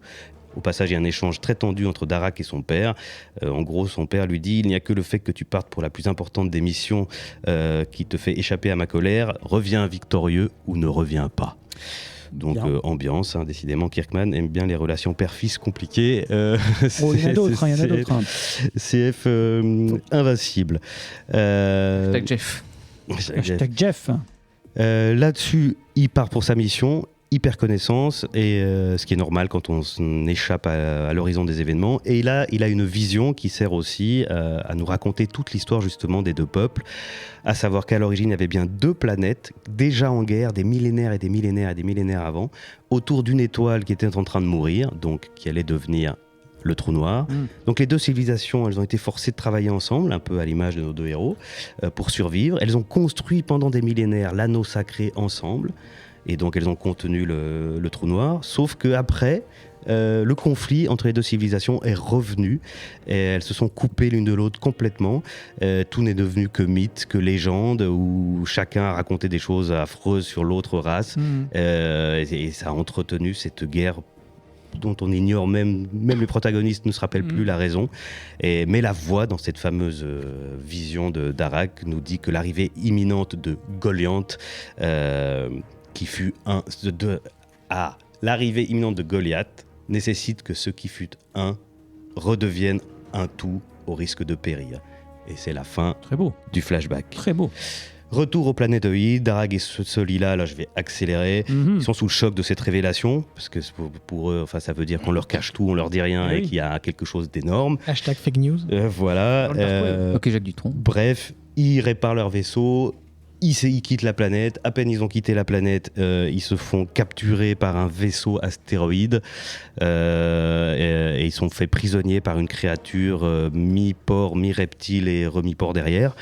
Voilà, et c'est la fin de l'issue 2. Et dans l'issue 3, pareil, je vais aller très vite. Il y a moult rebondissements et actions dans le vaisseau en question. Ils vont pas rencontrer d'autres personnages encore. Ils vont parvenir à s'échapper, rentrer vers leur monde. Et là va se poser la question, qu'est-ce qu'on fait maintenant avec ce secret que a priori tout le monde veut cacher, donc a priori on est mal, en plus on est clairement en situation de haute trahison. Ils décident de partir chacun de leur côté sur leur monde et puis d'essayer de voir ce qu'ils vont faire de ce qu'ils ont appris. Le Roméo et Juliette. Et puis voilà, et puis là-dessus il y a un dernier rebondissement que je ne dirai pas, qui sert de cliffhanger à la fin de cet issue numéro 3. Que t'a inspiré cette littérature ? Eh ben d'abord, j'ai trouvé ça très chouette. Ça, c'est bien écrit, c'est bien mené, ça nous présente un nouvel univers qui fonctionne bien. Mais maintenant, il faut parler évidemment de l'éléphant au milieu de la pièce. Donc, au milieu de l'issue 1, ce robot, oui, c'est un Transformers, un vrai Transformers, c'est-à-dire c'est Jetfire, le Transformers qui se transforme en avion de chasse, en F-14 d'ailleurs à l'époque. Et donc 4. En fait, Void Rivals est une série camouflée, enfin elle s'inscrit dans un nouvel univers qui est lancé par Cheval de Troie exactement, d'un nouvel univers qui est le Energon, lancé par Skybound, et qui est donc un nouvel univers qui va mêler non seulement Transformers mais aussi G.I. Joe comme on l'apprend dans les éditos, et il va y avoir une ou deux séries G.I. Joe qui vont être lancées en parallèle, et là surtout un Transformers par Darren Warren Johnson qui arrive là. Tout espoir n'est pas perdu. Donc en fait, à l'arrivée, ça m'a laissé perplexe parce que l'histoire sans ça, moi je la trouvais tout à fait, et je continue de la trouver tout à fait intéressante. Elle tient d'elle-même, de ce que tu nous as raconté. Elle est très chouette, et en même temps, au milieu de cet issue 1, on nous balance qu'en fait on est dans un univers partagé avec les Transformers. En plus, du coup, de manière un peu maladroite, puisque comme je le dis, le passage avec le robot dans le premier numéro, le robot il sert à rien, il est juste là pour dire « Ah, regardez, on est dans l'univers de Transformers ». Et du coup, je sais plus de ce que je dois attendre de cette série ou pas. C'est-à-dire, est-ce qu'il va falloir se fader tout l'univers pour l'apprécier ? Est-ce qu'elle va être tout le temps remplie de clins d'œil, et si j'ai pas tout, je vais être perdu ? Parce que je ne l'ai pas précisé, mais les personnages qu'on voit dans l'issue numéro 3 sont aussi issus de l'univers Transformers. Et puis on parle de personnages pointus pour des gens qui ont vraiment tout regardé, Donc voilà, je suis partagé de c'est bien, et en même temps une sorte de coup marketing là au milieu qui, pour moi, brouille les pistes de cette histoire elle-même. Alors je serais très content de découvrir les Transformers par Darren Warren Johnson, mais sur Void Rivals, je me demande si ça va pas nuire à cette histoire-là. Enfin, je sais pas, il y a un truc qui me dérange, mais ça fonctionne, c'est efficace, et c'était une sacrée surprise, parce que bon, au moment où on enregistre, les gens qui suivent un peu les actualités comics le savent déjà largement, mais le secret a été gardé complètement jusqu'à la sortie de l'émission. Personne ne savait que Void Rivals, et donc quand tu tournes la page et que tu découvres qu'il y a un Transformer, tu fais what the fuck. Bon, ce n'est pas tout à fait ce qui m'est arrivé, parce que malheureusement, entre le moment où j'ai choisi le comics, je ne savais rien, et le moment où je l'ai lu, j'ai été malencontreusement spoilé. Mais la surprise. Mais on embrasse un de nos auditeurs, Toff, bien sûr. À l'insu de son plein gré. À l'insu de son plein gré, il pouvait pas savoir, il savait pas que j'allais que j'avais pris ça. Donc voilà, point d'interrogation pour est-ce que ça va survivre tout seul. Merci beaucoup Jean. Messieurs, rapidement, qu'est-ce que vous pouvez m'en dire ? Déjà, juste un petit point, donc ce sera Kirkman qui va piloter globalement, si je ne dis pas de bêtises, donc ce nouvel univers partagé. Donc à partir du principe qu'il a plutôt une vision claire de ce qu'il veut faire, et ne devrait pas, je pense, pénaliser sa propre série par ce nouveau départ. Je rajouterai juste 2-3 petites choses. D'abord, J'insiste, Android, c'est brillant. C'est brillant, c'est super bon, ça. c'est la meilleure vanne de tout le comics, hein, soyons clairs. Alors pour la VF, bonne chance, mais c'était vraiment la meilleure vanne de tout le comics. Donc d'avoir gardé le secret éditorial, c'est quand même assez cool. Hein. On se souvient de ce qu'il avait fait avec la fin de Walking Dead d'ailleurs. Ça m'a fait penser un petit peu à Judgment Day. C'est un vieux comics c'est assez connu dans les années 53, un one-shot qui avait fait beaucoup parler à l'époque. C'est un comics assez célèbre pour avoir abordé avec un spationaute qui peut découvrir des extraterrestres et qui ne comprenait pas le principe d'esclavage, etc. Bref, c'est juste un petit clin d'œil qui, je pense, est assez lié. C'est efficace, c'est évidemment très efficace. Kirkman, hein, c'est du talent, ça sert à raconter en quelques issues, ça crée des personnages attachants tout de suite. Le Transformer, c'est clairement quand même un petit peu gratuit, hein, ça. Mais en même temps, je trouve que c'est plutôt malin parce que du coup, ça pénalise pas son récit. C'est juste pour dire, voilà, vous êtes au courant, c'est là, on lance un univers, maintenant je continue à raconter mon histoire. Je trouve qu'il y a bien sûr un effet saga aussi au niveau des échanges entre les personnages, ce côté un petit peu opposé, mais voilà, opposé, mais bon, c'est deux fratries au final. Un côté Dark Crystal aussi sur le fait que tout ce qui est désuni devra s'unir, j'en dirai pas plus. Très bien. Ah oui, c'est juste, je l'avais plus en tête. Donc il est fort quand même le bougre, parce que honnêtement il se passe pas grand chose, c'est comme tu dis un petit buddy movie des familles. C'est un huis clos de ce que je comprends. Enfin, la première Alors issue, la situation est un huis clos même ouais. s'il y a de l'espace, mais clairement c'est le principe là. Ça marche bien, c'est visuellement c'est très dynamique au niveau des traits, c'est beau, ça donnerait presque envie de se lancer dans justement ce nouvel univers qui s'annonce. Imaginez lire du Transformer. Non, franchement ça fait plaisir parce que ça fonctionne super bien. Et oui, Daniel Bryan Johnson va se lancer sur Transformer et oui, ça va forcément donner envie, forcément. Merci Regan, XT. Donc oui, clairement fort sympathique. Très bien. Merci XT. Écoutez, moi j'ai beaucoup aimé. Alors par contre, je suis mais clairement pas client des Transformers ou ce genre. Mais alors pas du tout ma cam. Et pourtant Gundam. Pourtant Gundam. Oui, non, mélangeons pas les choux et les torchons, ou c'est plus l'expression. Les choux et les torchons. Titre d'épisode. Ne mélangeons pas les choux et les crevettes. Et le bacon. Non, alors clairement, Kirkman fait du Kirkman en goût, c'est qu'il a un talent pour écrire les dialogues des personnages et à faire tourner les pages sans s'arrêter. Il est toujours là. Ça, il n'y a rien à dire. Il a ce talent-là que je pense que Tom Taylor aimerait presque avoir. Non, c'est mais pas vrai. arrêtez. Je suis méchant, c'est pas vrai. Parce que j'ai bien aimé. Mais non, il a ce talent-là. Et ça, pour le coup, c'était malgré des ficelles très classiques de on est deux ennemis, on est en face, on doit s'entraider dans la misère. Faisons ce qu'on nous donne à faire. Et du coup, le côté Transformers, en effet, arrive comme un cheveu sur la soupe, clairement. On se dit, ok, bon, soit. Mais c'est Kirkman, et donc pourquoi pas. Et il fait la même chose qu'avec Invincible. C'est-à-dire que c'est... alors, j'ai deux choses à noter sur le dessin. C'est il est très efficace dans l'action. Et avec Invincible, il avait pris un dessinateur qui, plus que dans la qualité du dessin, avait une qualité dans le mouvement du dessin. Et là, c'est pareil. Il s'est accompagné d'un dessinateur en plus de dessiner très bien aussi. Et il y a un truc que je noterais et qui me fait que chaque plan j'ai regardé avec plaisir, c'est que le ciel étoilé est toujours superbe. Et ça, c'est pas un fond noir standard. Il y a un vrai travail sur. Il n'y a pas un fond vert, quoi. Voilà, et ça, c'est très agréable à l'œil. Donc ouais, franchement, moi, je recommande d'y aller faire un tour. Je peux comprendre qu'on voit en effet des actions, enfin la narration vue et revue, mais pourtant, c'est Robert Kirkman. Il arrive à infuser cette petite chose qui fait qu'on a envie de s'y attacher encore. Mais écoute. Donc voilà. Le petit plus Périglione. Écoute, c'est très intéressant. C'est un revirement de situation. Après, je dirais pas que c'est un chef-d'œuvre pour le moment, loin de là, mais ça démarre bien, quoi. Mais ça démarre bien. Ça marche. Disons que le coup du Transformers aurait pu sonner le glas de cette série, ce qui n'est pas le cas. Merci beaucoup, messieurs, pour cet avis étayé et bien passionnant. J'ai noté une haine ancestrale, un Handroid. J'ai aussi entendu parler de Entrehead. une guerre fratricide, c'est beau mais maladroit. Le coup marketing vous a partagé. Il reste un point d'interrogation sur cette série. Kirkman est très efficace, les personnages sont attachants, les dialogues sont captivants. Ça fait plaisir. On lui décernera donc la note de 4 F14 sur 5. Je vous rappelle donc les 3 revues que nous venons longuement d'exposer sous vos oreilles expertes. Void Rivals, qui nous a été chroniqué par Jean.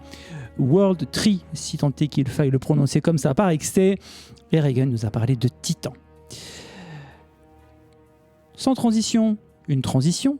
Comment suivre leur actualité brûlante ou leurs conseils d'influenceurs en les suivant à leur insu dans la rue ou de façon plus légale sur les réseaux sociaux. S'il vous plaît, oui. Tels que x.com. Alors ne vous trompez pas dans l'adresse parce que ça peut prêter à confusion. Sur le compte @comicsoutcast, sur Facebook dans le groupe nommé le Bouya Comics Club, sur Instagram sur notre compte Comics Outcast qui est alimenté tant bien que mal, mais maintenant que Nivrae n'est plus trop disponible, je pense qu'il y aura un peu moins de choses. Quand même. Mais le travail est fait correctement. Je serais bien mal avisé si je ne mentionnais pas le serveur Discord du vaisseau Hypersensas, dont l'aptitude à capter et à emprisonner le temps le rapproche d'un trou noir, le tout dans une ambiance fort sympathique. Mais pour l'instant, c'est l'heure du focus.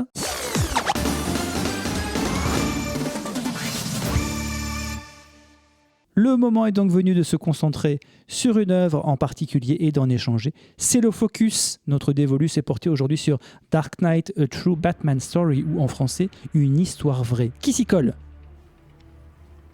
Alors, je vais vous introduire cette petite histoire qui va commencer par un soir d'enregistrement. Nous sommes ensemble, si je me souviens bien, cette même équipe que vous avez ce soir. Et sous la nuit qui approche, il est tard le soir, Jean nous propose de prendre un verre. À ce moment-là, je me pose la question, je me dis il est tard, faut que je rentre chez moi. Mais non, je vais en profiter pour discuter avec les copains. Nous serions à la finale 3 à la table. Reagan, Jean, moi. Et vient sur la table un moment où ils disent tiens, faudrait qu'on parle de ça un jour. Mais de quoi vous parlez ? C'est quoi ça ? Il tient un peu l'histoire. Quoi ? T'as jamais entendu parler de ça ?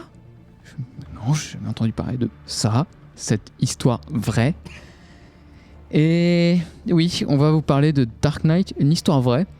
Car ce soir-là, mes compagnons de fortune m'ont parlé de cette histoire dont je n'avais jamais eu vent, à ma grande surprise. Qui nous raconte donc...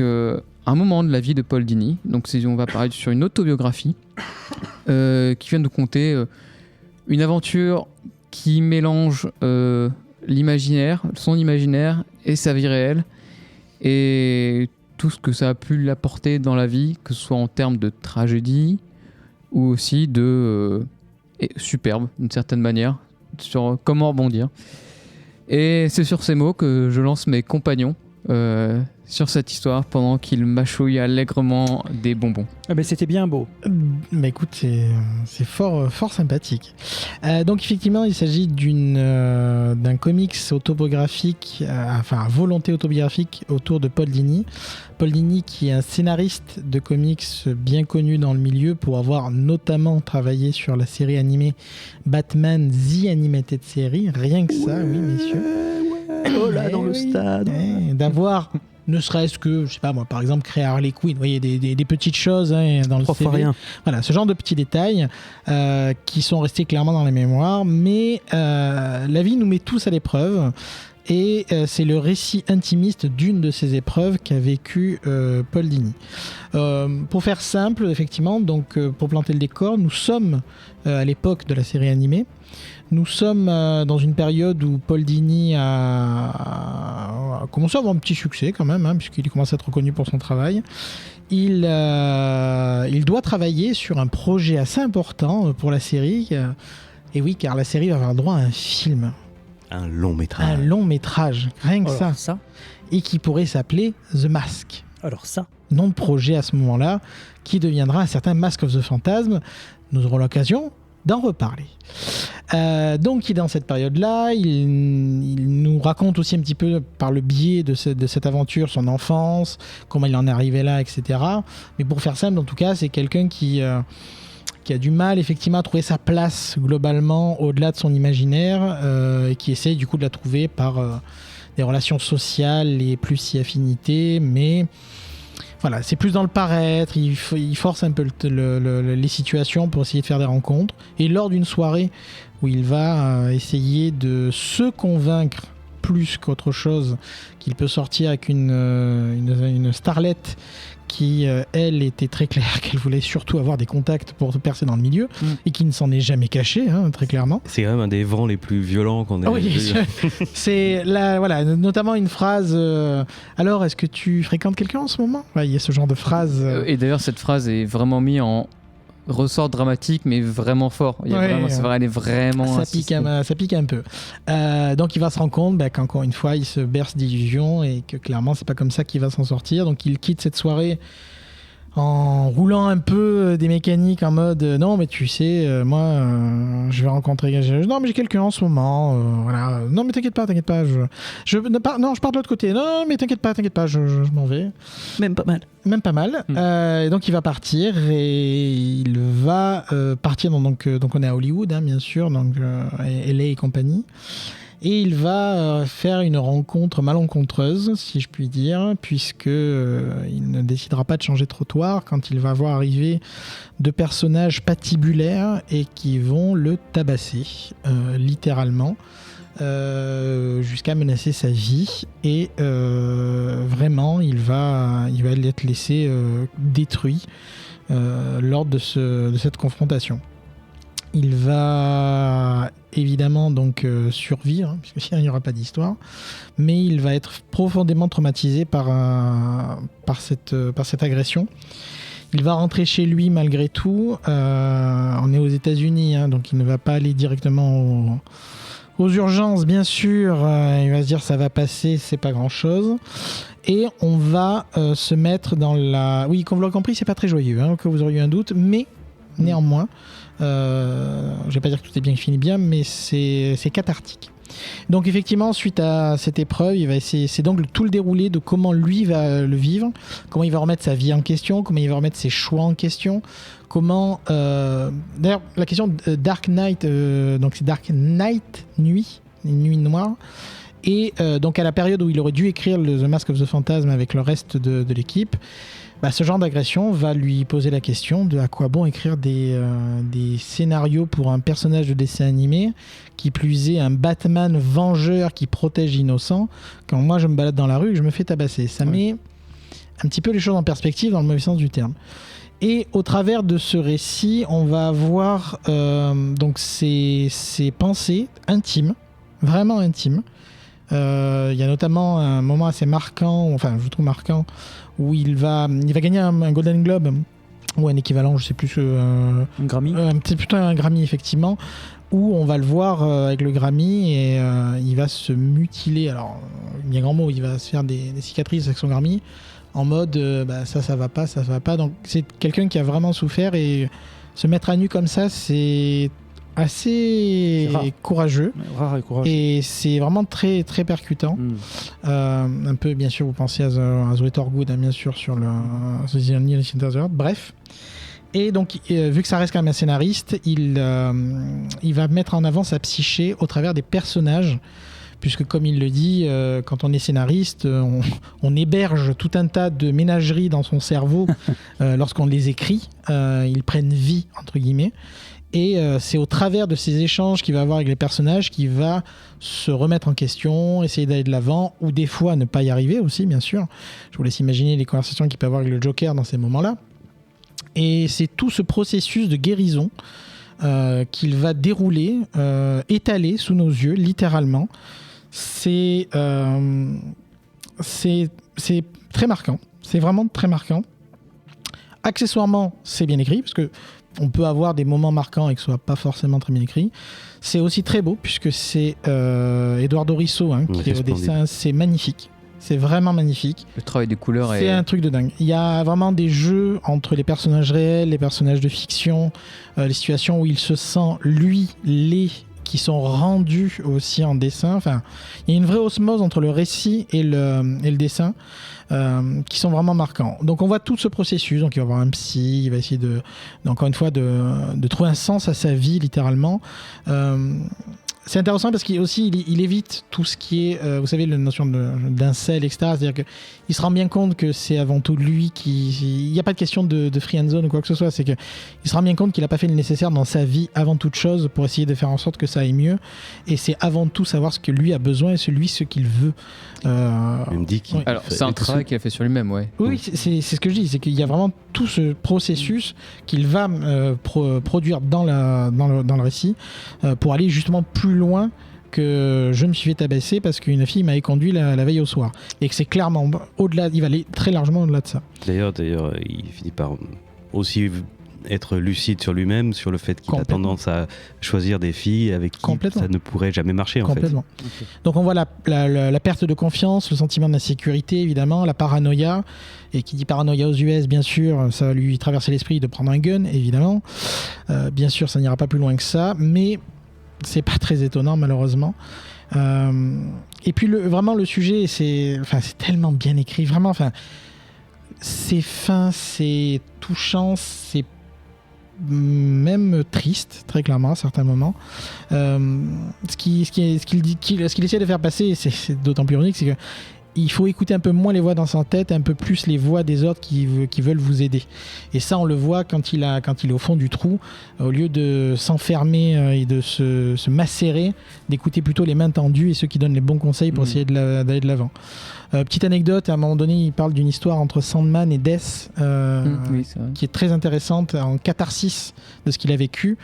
Et malheureusement, quand il la présente à... Oui, il voulait en faire un épisode de la série animée. En fait.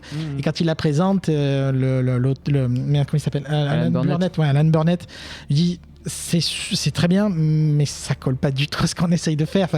Donc, comme il le dit, Paul Dini est content d'avoir pu la sortir de sa tête, la présenter. Mais bon, tant pis, ça n'a pas été accepté. Et puis finalement, il a pu la présenter dans cet album avec la bénédiction et évidemment, de Neil Gaiman a bien sûr tamponné avec grand plaisir ça. Donc, c'est vraiment c'est une parabole pour nous dire que Batman n'est pas là pour nous faire croire aux justiciers. Il est là pour divertir les gens et leur apporter du bonheur, ce qui, l'air de rien, est extrêmement important dans la vie des gens. C'est tout bête, hein, mais oui, effectivement, les œuvres, les œuvres artistiques, les livres, les musiques sont importantes dans la vie des gens, sont vraiment capitales dans la vie des gens. C'est ce qui nous différencie d'un morceau de pierre ou que sais-je. C'est bien ça qui nous rend vivants, quoi. Donc, apprendre à vivre avec ça, à apprendre à s'estimer soi-même, se valoriser, et forcément, évidemment, comme je disais, ça fait écho à Lonely at the Center of the Earth, bien évidemment. C'est plus lumineux quand même que je pense que In Center of the Earth. Oui. Même s'il y a des moments très down. Hein. Mais il y a une lueur d'espoir. Il s'en est sorti. Il raconte sa remontée. C'est un Fallen Rise, quoi. Voilà, c'est vraiment, il y a vraiment une remontée. Même si Center of the Earth, on sent qu'elle va mieux. Voilà, on sait que c'est pas gagné. Elle le dit, c'est jamais gagné de toute façon, parce qu'elle, c'est plutôt la dépression. Donc c'est magnifique. Ça m'avait vraiment marqué à l'époque. Je voulais vraiment qu'on prenne le temps d'en parler. D'où le fait qu'on avait, Jean et moi, capté l'attention d'XT sur le sujet. Et en tout cas, je trouvais que c'était l'occasion, puisque ce récit se passe donc notamment durant l'écriture de Mask of the Phantasm. Oui, absolument. Je vais rien rajouter à ce que Regan a dit, parce que c'était une présentation, ma foi, fort belle et fort habitée de Dark Knight. Une histoire vraie que je vous conseille, au même titre qu'on vous conseille tous les trois. C'est disponible en VF, pour information. C'est sorti il y a quelques temps, mais c'est bien disponible. Chez Urban, j'imagine. Tout à fait. Chez Urban, tout à fait. C'est sorti chez Vertigo, pour information. D'accord. En 2016. Il y a quand même un truc, moi je rajouterais il y a un vrai travail de narration qui est pas simple. C'est-à-dire, il se donne, et l'histoire il l'écrit 13 ou 20 ans après, je sais plus exactement. Oui, tout point très important, voilà. Effectivement. Il écrit quand même largement après avoir déjà digéré tout ça. C'est pas quelque chose qui vient de lui arriver quand il l'écrit. C'est quelque chose qu'il a eu le temps de le digérer, et ça se voit de la manière dont on parle, de la manière dont il se livre. on sent que c'est quelqu'un qui a fait le travail sur lui. C'est pas quelqu'un qui en sort. Ça se voit vraiment bien. C'est quelqu'un qui a eu le temps de le faire macérer toute cette histoire du pourquoi, d'analyser, de comment, etc. Et tout ça, il explique bien. Et il y a un truc qui est vraiment incroyable, c'est qu'il dessine son imaginaire et tout ce qui l'entoure. Donc tous ces personnages qui l'ont entouré pendant l'enfance, il les dessine avec lui comme personnage de compagnon de vie. Oui, en fait. oui, d'accord. Et ça, on sent, c'est hyper, il y a beaucoup d'émotions là-dessus. C'est-à-dire que c'est ces personnages qui vont lui permettre de sortir de la tête de l'eau, tout comme ces personnages aussi qui vont l'enfoncer. C'est les espoirs qu'ils font sur ces personnages vont être ses plus grandes déceptions, et inversement, les personnages les plus vilains seront peut-être ceux qui par exemple l'aideront le plus à s'en sortir, pour qu'ensuite, évidemment, la vision des choses se remette droite, on va dire. Et ça permet de remettre en contexte tout son rapport à l'imagination que parlait Reagan sur pourquoi est-ce qu'on a besoin de ça. Eh bien écoutez, vous avez aiguillé ma curiosité, m'avait donné fortement envie de lire un comics du cœur, vraiment. Ouais, c'est très très bon. Et vous l'avez fait de très belle façon, et je suis très fier d'être parmi des personnes qui parlent aussi bien et qui expriment aussi bien des idées aussi fortes. Félicitations à vous.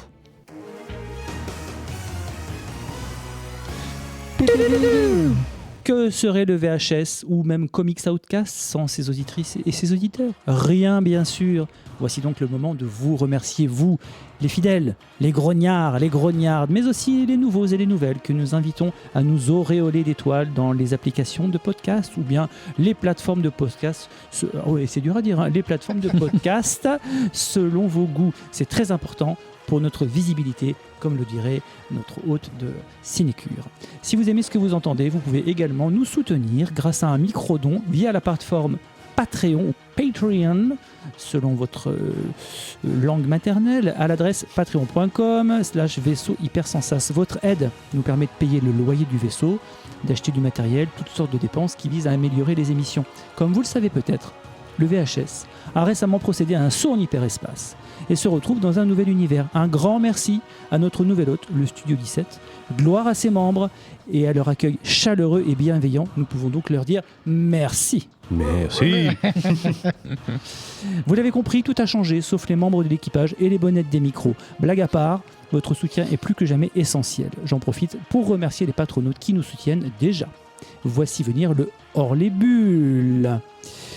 Les Hors les Bulles, c'est notre section durant laquelle nous abordons une œuvre associée aux comics, mais qui n'est pas un comic book, et la voici qui pointe le bout de son nez. Un nez dissimulé néanmoins, puisque nous allons parler de Batman, le fantôme masqué. Messieurs, à vous de jouer. Oui, on va parler de Mask of the Phantasm, donc un HLB en lien direct avec le Focus, puisqu'il s'agissait donc du long métrage tiré de la série animée sur lequel Paul Dini était spécifiquement en train de travailler au moment de son agression.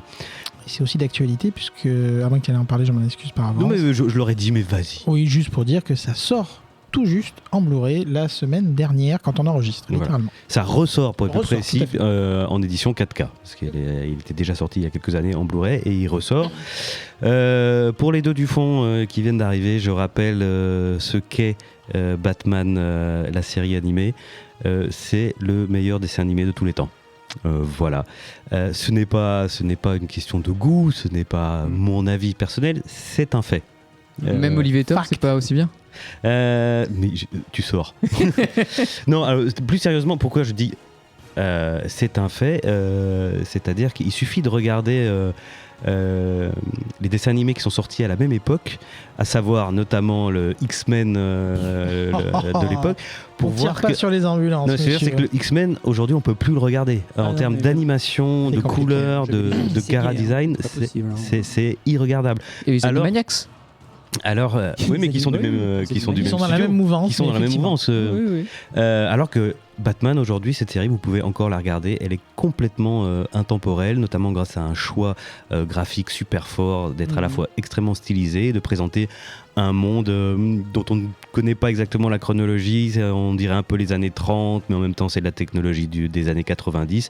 Et en termes de qualité d'animation, en termes de qualité d'écriture, ça ne vieillit pas. Vous pouvez encore découvrir cette série aujourd'hui et vous serez pour estomaqué. les grands et les petits. estomaqué par la qualité. C'est une série qui a fait découvrir Batman à une génération entière, justement parce qu'elle était faite avec intelligence, avec cœur, et par des gens qui connaissaient leur sujet, qui avaient à cœur de le représenter bien, et donc des histoires.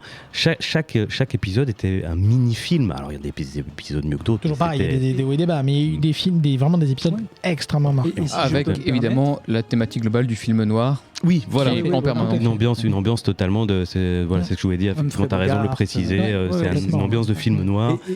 Et si je peux me permettre, qui en plus a été fondateur pour des personnages qui sont rentrés dans l'univers de Batman. Oui, Harley Quinn a été créée dans cette série par Paul Dini et a connu un tel succès qu'elle a fini par intégrer le comics. Mais voilà, et donc il y a eu, à un moment donné, ils ont eu l'opportunité d'en faire un long métrage. Et petite anecdote au passage, il était prévu pour sortir uniquement en vidéo à l'origine. Et les équipes ont été prévenues très tard qu'en fait il allait sortir au cinéma.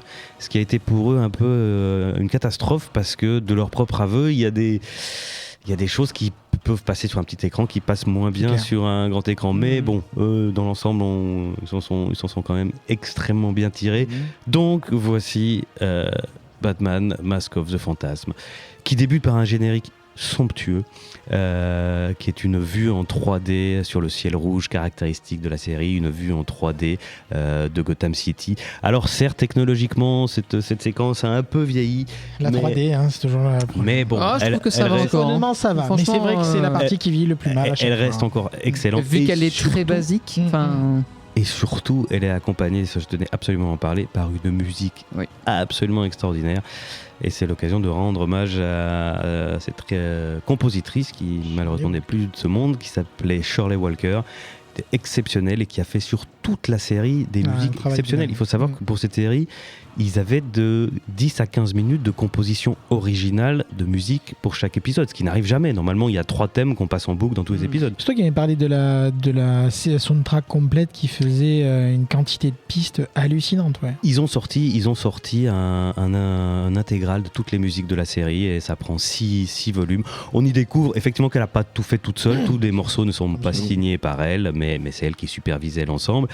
Et là, je trouve que ça lui rend particulièrement justice, ce générique, parce que pendant toute la série, ou presque, le générique de la série était en fait le thème de Danny Elfman, alors qu'elle a composé un thème extraordinaire pour la série, et du coup là pour le film avec les chœurs, enfin surtout ce qu'il chantait, c'est un thème qui existe déjà, justement pour le film elle a eu l'occasion à la fois d'avoir son générique à elle qui servent de générique, mais en plus interprété par un chœur. C'est juste monstrueux. Je fais beaucoup trop long sur juste le générique. Il le méritait. Il faut ce qu'il faut. Mais je trouve qu'il le méritait. Je vais essayer d'être un petit peu plus elliptique, on va dire, pour la suite. Comme le vélo. De quoi ça parle? Mask of the Phantasm, c'est donc un film noir, vraiment il y a une ambiance de film noir avec tous les ingrédients du film noir. À Gotham City sévit un nouveau justicier masqué, le fantôme masqué. Une sorte de version, comme dit le Joker à un moment donné, une version à bas prix du fantôme de l'opéra. En fait, il a carrément la classe, ça c'est la vision Joker. On dirait la mort, c'est une représentation de la mort. Il se présente comme ça. Il se présente comme ça. L'ange de la mort t'attend. Et il commence à tuer des chefs de la pègre. Et ce qui va se passer, c'est que d'abord la police va penser que c'est Batman qui est devenu fou et qui a complètement pété les plombs et qui finit par tuer les criminels, chose qu'il faisait jamais. Récurrent dans les comics d'ailleurs. Sujet archi récurrent. Et il y a notamment un jeune loup, un jeune conseiller, je cherche son nom. Un jeune arriviste qui en fait son cheval de bataille. Il faut arrêter le Batman qui est devenu fou, etc., etc. Évidemment, le film ne fait pas mystère dès le début que ce n'est pas Batman. Dès la première scène, on voit que ce n'est pas lui, et il se bat contre Batman, qui lui demande qui il est, qui essaye de l'arrêter. Voilà, donc ça, c'est ce qui se passe dans la ville de manière globale. Parallèlement, revient à Gotham une femme du nom de Andrea Beaumont. Et on va découvrir qu'en fait, c'est un ancien amour de Bruce Wayne. Véritable amour de Bruce Wayne. parce que justement, par opposition, on nous présente que dans sa vie présente, il est... Le fameux Playboy. Voilà, c'est le fameux Playboy. Et il y a une phrase qu'on retrouve dans Dark Knight, une histoire vraie, que Alan Burnett a écrite en pensant à Paul Dini, et qui est la phrase que je citais tout à l'heure quand il dit « Mais on dirait que vous choisissez vos amis pour être sûr que ça puisse pas marcher ».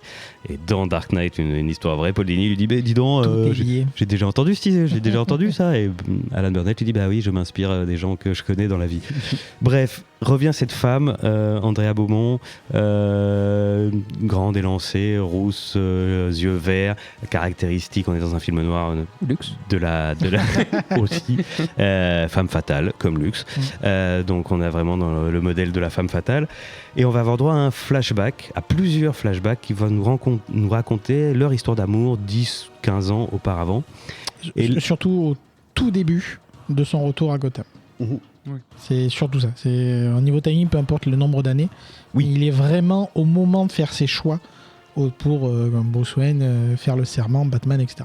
C'est Oui, surtout mais ça. Pardon, excuse-moi. tu me coupes l'air sous le My pied, bad. c'est que justement on va découvrir, on va découvrir leur histoire d'amour une dizaine d'années auparavant.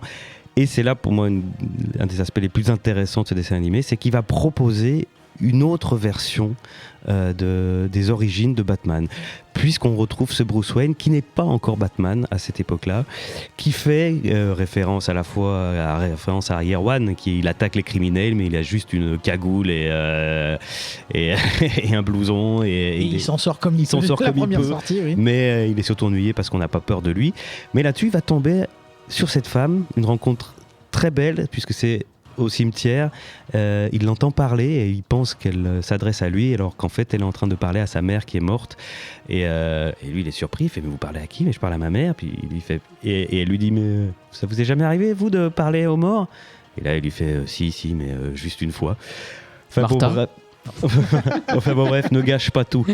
Enfin bon bref, leur histoire d'amour va se lier très vite. C'est elle clairement qui vient le chercher, hein, c'est elle qui revient le chercher. Lui ça le perturbe très fort parce que justement il est au moment où il a fait ce serment à ses parents de lutter contre l'injustice, et pour lui ce n'est pas compatible d'avoir quelqu'un qui l'attend. Il y a une scène très forte qu'il expose, à un moment donné il est avec elle, ils se font attaquer, il voit un homme qui se fait attaquer par des loupards, et lui il va s'interposer, et elle dit, elle a peur, elle crie, n'y va pas, etc. Il va arriver, et en fait elle est complètement contre l'idée qu'il fasse ce genre de choses, et lui du coup ne sait plus s'il va ou Le pas. moment du choix. Ah, voilà, et s'il va ou pas devenir continuer sa quête. Et à un moment donné, clairement, il décide de renoncer à devenir Batman.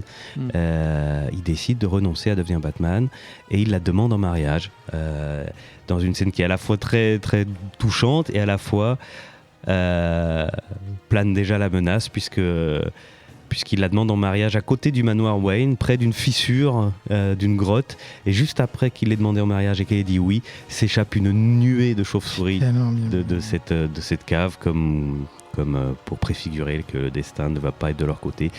Et effectivement, alors qu'il est très heureux et que tout va bien, le lendemain, il reçoit une lettre. Elle lui dit « Je suis trop jeune, je ne veux pas me marier, oublie-moi ». Et elle le laisse là. Et là-dessus, donc, le cœur brisé, il décide de devenir Batman, et il va y avoir une des scènes les plus puissantes du film. Elle signe bisou quand même. Hein? Elle signe bisou. Elle signe bisou. Et il y a une scène très très forte. C'est la scène en particulier qui va marquer ceux qui l'ont vu dans la grotte. Oui. Et il y a la scène où il met son masque pour la première fois, qui est une scène absolument énorme, avec déjà il y a une musique à ce moment-là. Il y a le moment d'hésitation quand il a le masque à la main. Il y a le moment d'hésitation quand il met le masque à la main. Et le regard il y a la musique, il y a des chœurs à ce moment-là énormes. Et il y a Alfred qui, à la seconde où il voit Batman pour la première fois, est littéralement terrifié et dit « Oh mon Dieu !» Donc, ça marche. C'est une scène absolument énorme. Donc ça, c'est pour le flashback. Alors je précise que là, je vous l'ai raconté d'une traite, mais en fait, il est entrecoupé tout au long du film. Et donc, parallèlement, dans le présent, les meurtres des chefs de la mafia continuent. Et Batman, évidemment, va se mettre en tête de découvrir qui est derrière tout ça. Batman V, fantôme masqué. Voilà, un des une des cibles potentielles du fantôme masqué va être pris de peur et va demander l'aide du Joker, ni plus ni moins, qui serait lié d'ailleurs à toute cette histoire de vengeance, on ne sait pas exactement comment. Et parallèlement, Bruce Wayne et Andrea se revoient. Les scènes où ils se retrouvent sont splendides. Évidemment, il y a énormément de rancœur entre les deux. Elle l'a planté au dernier moment. Ce que j'ai trouvé hyper bien, c'est que donc elle a jamais su qu'il avait pour projet de devenir un justicier masqué. Il lui a jamais dit. Il lui a jamais dit. Et en fait, quand elle revient, elle le comprend. En fait, elle est au cimetière, dans le présent, devant la tombe de sa mère, comme à l'époque. Et tout d'un coup, elle voit Batman devant la tombe des Wayne. Et il s'en va. Et là, tout de suite, elle comprend que c'est Bruce. Et j'ai trouvé ça, c'est simple, c'est évident. Ça marche super bien là-dessus. Enfin, chaud dans le tel. Et puis bon, après, ils ont des échanges très durs, puisque elle va lui dire qu'en fait, elle est partie... Oh, je m'embrouille un peu, je vais partir dans l'autre sens. Bref, l'enquête continue. On va comprendre que le père d'Andrea était en fait en affaire avec tous ces mafieux qui sont en train de se faire assassiner. Qu'en fait, il les avait escroqués. Et Andrea va raconter à Bruce que le soir de la demande en mariage, quand elle est rentrée chez eux, elle a trouvé le père avec les mafieux en train de le menacer, de le tuer s'il ne rendait pas l'argent. Il a réussi à obtenir un délai. Un homme de main au sourire menaçant. Et un homme de main au sourire menaçant. Et il a réussi à obtenir un délai. Mais en fait, ils sont partis, ils ont fui. Ils ont fui pendant des années vers l'Europe pour échapper. Et on va apprendre entre autres qu'il a essayé de les rembourser, mais qu'ils demandaient toujours plus, et qu'il n'a jamais pu les rembourser. Et tout va laisser à penser pendant un peu de temps que c'est bien le père Beaumont, Karl Beaumont, qui est revenu à Gotham City, qui est le fantôme masqué et qui tue les mafieux. C'est créancier. Voilà. Je vais raconter la fin. Alors, pour ceux qui ne l'ont pas vu, je pense qu'il y en a beaucoup qui nous écoutent qui l'ont vu. Pour ceux qui ne l'ont pas vu, voyez-le, c'est une pure merveille. Pour ceux qui ne l'ont pas vu et qui ne veulent pas connaître le poteau rose, même s'il n'est pas des plus originales, sachez que je vais le raconter maintenant. Spoiler alert. La chute, c'est qu'en fait, Karl Beaumont est mort depuis des années. Il a été tué par l'homme de main des mafieux, homme de main dont on découvre qu'il est en fait plus tard devenu le Joker. Et donc le fantôme masqué qui sévit à Gotham, ce n'est pas Karl Beaumont, mais bien Andrea Beaumont, revenu pour se venger des hommes qui ont tué son père et brisé sa vie, brisé son amour. Et va s'en suivre un affrontement final fracassant entre Batman, Andrea et le Joker. Une séquence extrêmement puissante. Et Batman n'arrivera pas ni à la raisonner, ni à la sauver, ni à l'empêcher d'aller au bout de sa vengeance, de sa quête. Et il y a une très très très belle épilogue à la fin avec Alfred et Bruce Wayne. Alfred disant en substance que la vengeance est quelque chose qui vous ronge le cœur et que chaque nuit il a peur que lui, Bruce, tombe dans ce précipice de la noirceur absolue de la vengeance, alors qu'Andrea, elle, y était tombée il y a bien longtemps et que plus rien ne pouvait la sauver. Et puis encore un ultime épilogue où on la voit, elle, quitter Gotham en bateau, alors que les gens font la fête sur le bateau. Il y a un homme qui vient la voir, il est prêt à l'aborder, il sent tout de suite que c'est pas le moment et il dit excusez-moi, peut-être que vous vouliez être seul, vous vouliez rester seul. Et elle lui répond, je le suis déjà. Et là-dessus, dernière image, on retrouve Batman pour un grand élan au-dessus de la ville de Gotham, comme pour dire, quoi qu'il arrive, Batman sera toujours Batman. Avec le générique qui revient, avec les chœurs qui reviennent. Oui.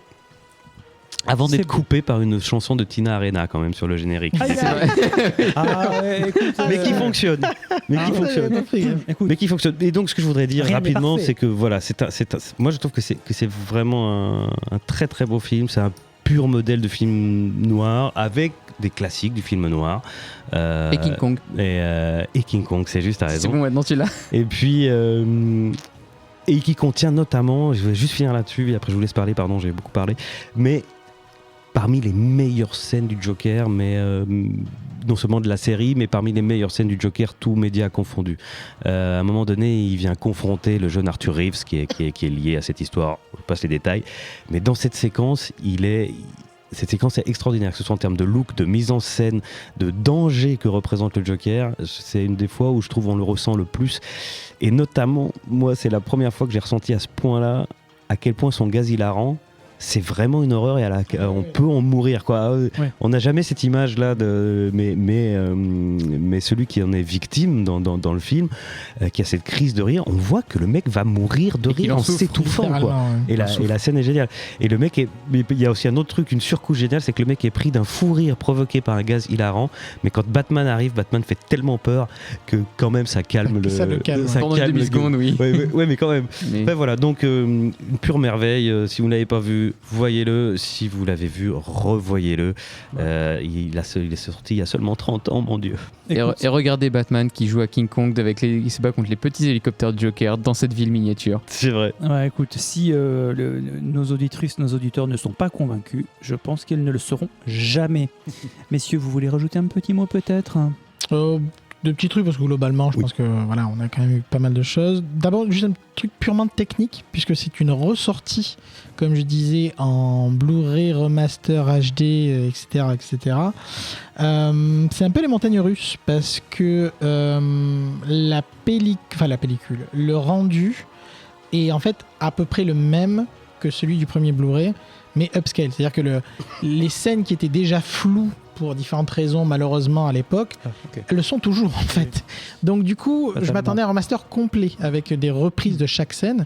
Et du coup, on peut passer d'une scène cristalline, magnifique à l'image, à une scène vraiment floue. Donc, d'un point de vue technique, c'est un peu frustrant. Ouais, c'est dommage. Voilà, c'est pas catastrophique, mais c'est un peu frustrant quand on sait que c'est une ressortie et un remaster.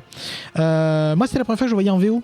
Du coup, j'ai eu. Ah oui, je l'ai jamais regardé en VO, oui. J'adore la VF, mais la VO elle est bien. Et j'ai donc- regardé en VF, moi, pour le coup. Et voilà, donc moi j'étais évidemment élevé à la VF à l'époque. J'avais revu la série en VO quand j'avais pris les Blu-ray qui étaient sortis dans la série complète, mais j'avais pas revu Mask of the Phantasm. Et évidemment, quand on met un Mark Hamill en Joker, forcément, on passe déjà à l'époque. toujours. D'accord. Eh oui, Ok. on passe déjà forcément un bon moment. Donc c'était cool, franchement, d'entendre le cast original qui était. D'ailleurs, tout le cast était revenu pour le film, bien sûr. L'animation en elle-même, c'est-à-dire au-delà du flou, est exemplaire. Enfin, il y a des scènes vraiment magnifiques. La scène de départ, ouais, de bataille, de bagarre, Complètement. quand il soulève la table. Etc., C'est toujours il y a du beau lisible, travail, ouais. c'est toujours bien pensé. Enfin, encore une fois, le masterclass de la série est toujours présente.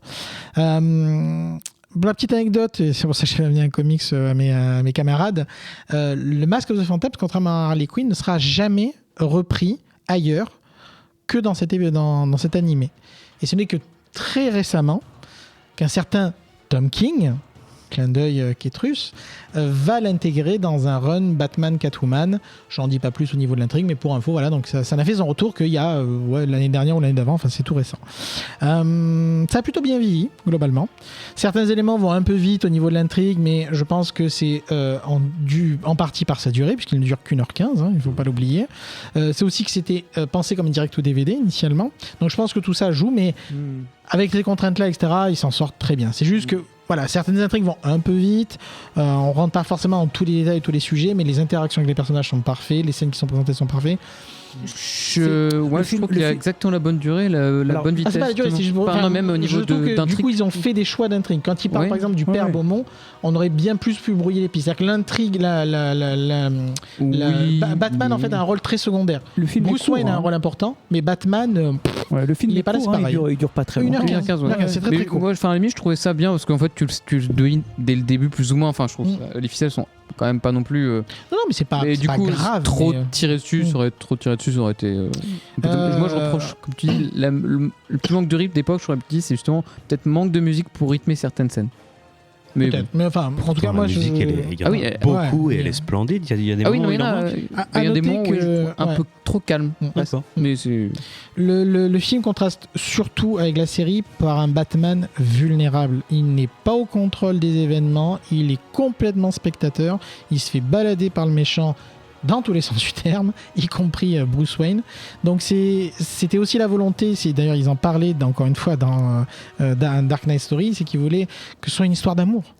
C'est avant tout une histoire d'amour ratée, malheureusement, mais c'est clairement une histoire d'amour.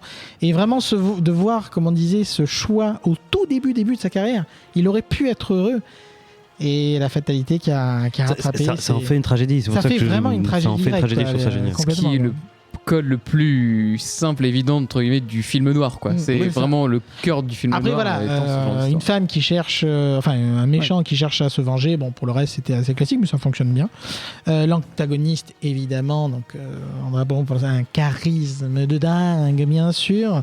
Le costume est fou, qui est d'ailleurs ressorti en jouet pour information. Clin d'œil, toi, Century Toys, chez Mondo. C'est un petit bijou. Je regarde peut-être juste un petit peu le Joker qui prend pas mal de place. Alors évidemment, c'est un fan favori, donc forcément, on comprend pourquoi. D'accord. Mais sur la fin, il phagocyte un petit peu les échanges et la relation qu'il y a entre Batman et Andrea Beaumont. Je voulais pas forcément une interaction entre les deux. Je voulais pas qu'ils se battent, c'est pas le sujet. Mais ce ménage à trois sur la fin sonne un peu bizarre, alors que c'est vraiment leur histoire à eux deux. Ouais, alors qu'il aurait même pu ne pas être il aurait partie pu de cette complètement histoire, le en payer. fait. Il Mais a bon. été. Ouais, moi je trouve que la façon dont était intégrée est Non, mais- vachement bien. Oui, quoi. bien la sûr. scène est cool, Mais- l'ambiance, le monde du futur, etc. est cool, mais voilà, et on sent que c'est ce petit côté profitons, De toute façon, je vous laisserai pas dire le moindre truc négatif sur ce film. évidemment. Donc, quel plaisir, c'est donner une vie au Joker avant sa transformation, c'est toujours un peu. Oui, et alors. C'est pas si souvent et c'est toujours un peu. Oui, mais je trouve risqué, je trouve qu'ils le font très bien. Ah, non, c'est Parce sobre. que C'est donc très il sobre. apparaît en flashback. D'abord, à moins d'être vraiment hyper au taquet, Non, tu non, le reconnais captes pas tout de suite Ouais, tout à fait. parce que il a le même nez, il a la même forme de visage. Bah, même Batman Mais- le reconnaît. Enfin, et même oui, tout à Batman, fait. ouais. Et il fait la gueule. Et il y a ce truc, effectivement, donner des origines ou montrer le Joker avant le Joker, c'est toujours problématique. Et là où je les trouve très intelligents, c'est que dans les flashbacks, il ne parle jamais. Ah non, il y a. Il est complètement même pas silencieux. caractérisé, C'est le gorille de c'est le service goût, ouais, c'est- qui dit rien. Très bien. Et le tueur froid et implacable. Donc Et on puis tu peut peux pas imaginer tout ce que tu veux, ouais, sur le. voilà, C'est- qu'est-ce qu'a été sa vie, pourquoi il s'est retrouvé là, qu'est-ce qui s'est passé. Et à un moment donné, c'est Bruce Wayne en regardant une photo de près où il est sur cette photo, et il se dit tiens, il y a un truc, et il met un coup de crayon rouge sur le visage, il fait il réalise que c'est le Joker. Mais le fait de l'avoir rendu muet, je trouve que Ouais, c'est c'est une bonne idée, ouais. muet, pas muet, Oui, forcément. de pas l'entendre parler, ça fait qu'il, tout en le montrant, il conserve son aura de mystère. Un bon choix parmi tant d'autres. Merci beaucoup, messieurs. Et c'est ainsi que se termine cet épisode 212. Petit bonus patronote / Discord, désolé pour le message privé, au sujet d'un certain anniversaire. Les gens qui savent sauront. Vous avez déjà toutes les informations dont vous avez besoin. Voilà, c'était un petit message. Je vous remercie sincèrement pour cet épisode de très belle facture, tant dans le choix des comics que dans la qualité de vos interventions. Merci et bravo à tous les trois. Pour ne pas laisser vos fans sur leur faim, messieurs, où pouvons-nous vous lire ou vous entendre, Regan? Oh, les suspects habituels hein, sur X. Blue Sky va commencer pour information, toujours pareil avec #hashtag Regan. Donc un petit peu d'Instagram, pareil, et bien sûr Discord inévitablement de mon côté. Alors j'en profite pour rappeler une fois de plus, dès que j'ai la possibilité de parler à ce micro, suivre le compte Twitter, les petits tweets du dimanche soir, ou les petits X, je sais même plus comment on dit, enfin bref, du dimanche soir de Regan sont toujours un régal. XT. On peut me suivre sur Twitter et sur Discord, ou plus Discord, où je serai beaucoup plus actif, où vous pourrez trouver une superbe communauté pour vous accueillir et on pourra discuter ensemble de sujets divers et variés, que ce soit de jeux de société, cinéma, comics, car le VHS n'est pas que les comics Et de jouer. et de jouer. Jean. Moi, vous pouvez m'entendre dans le même flux une semaine sur deux dans Les Grains de Sable avec Zef, le podcast où on retrace tout le Sandman de Neil Gaiman. Et puis sinon, dans mon podcast de fiction avec Adrien Larouzet qui s'appelle La Cartographie des Chimères. Il y a 3 épisodes sortis Écoutez-en, maintenant. c'est bon. Eh oui. Écoutez-en, partagez-le, ça nous aidera bien et ça nous fera plaisir. Enfin bref. Et Faites sinon, marcher le cancan, dira-t-on. Voilà, faites marcher le cancan, dira-t-on, bien vu. Et sinon, comme dit Regan, les suspects habituels, Instagram, et toujours le Bouya Comics Club sur Facebook. bien sûr, Même il si en j'ai faut bien. manqué à tous mes devoirs, je n'ai J'ai pas voulu te pointer j'ai du doigt. oublié J'ai pas voulu te pointer d'annoncer du doigt. l'émission, la première émission, et heureusement Regan l'a fait pour moi. Mais non, je n'oublie pas le Bouya Comics Club. Le Bouya Comics Club vivra.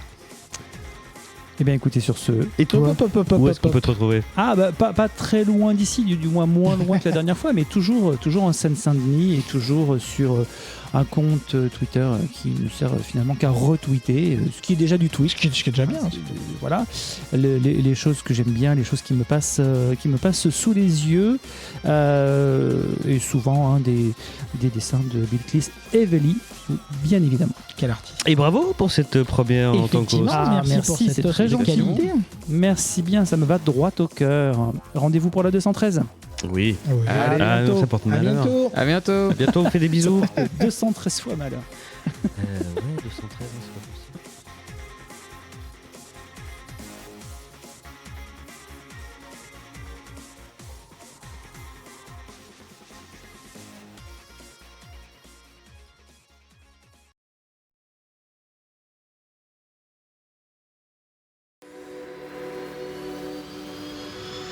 Fin de transmission.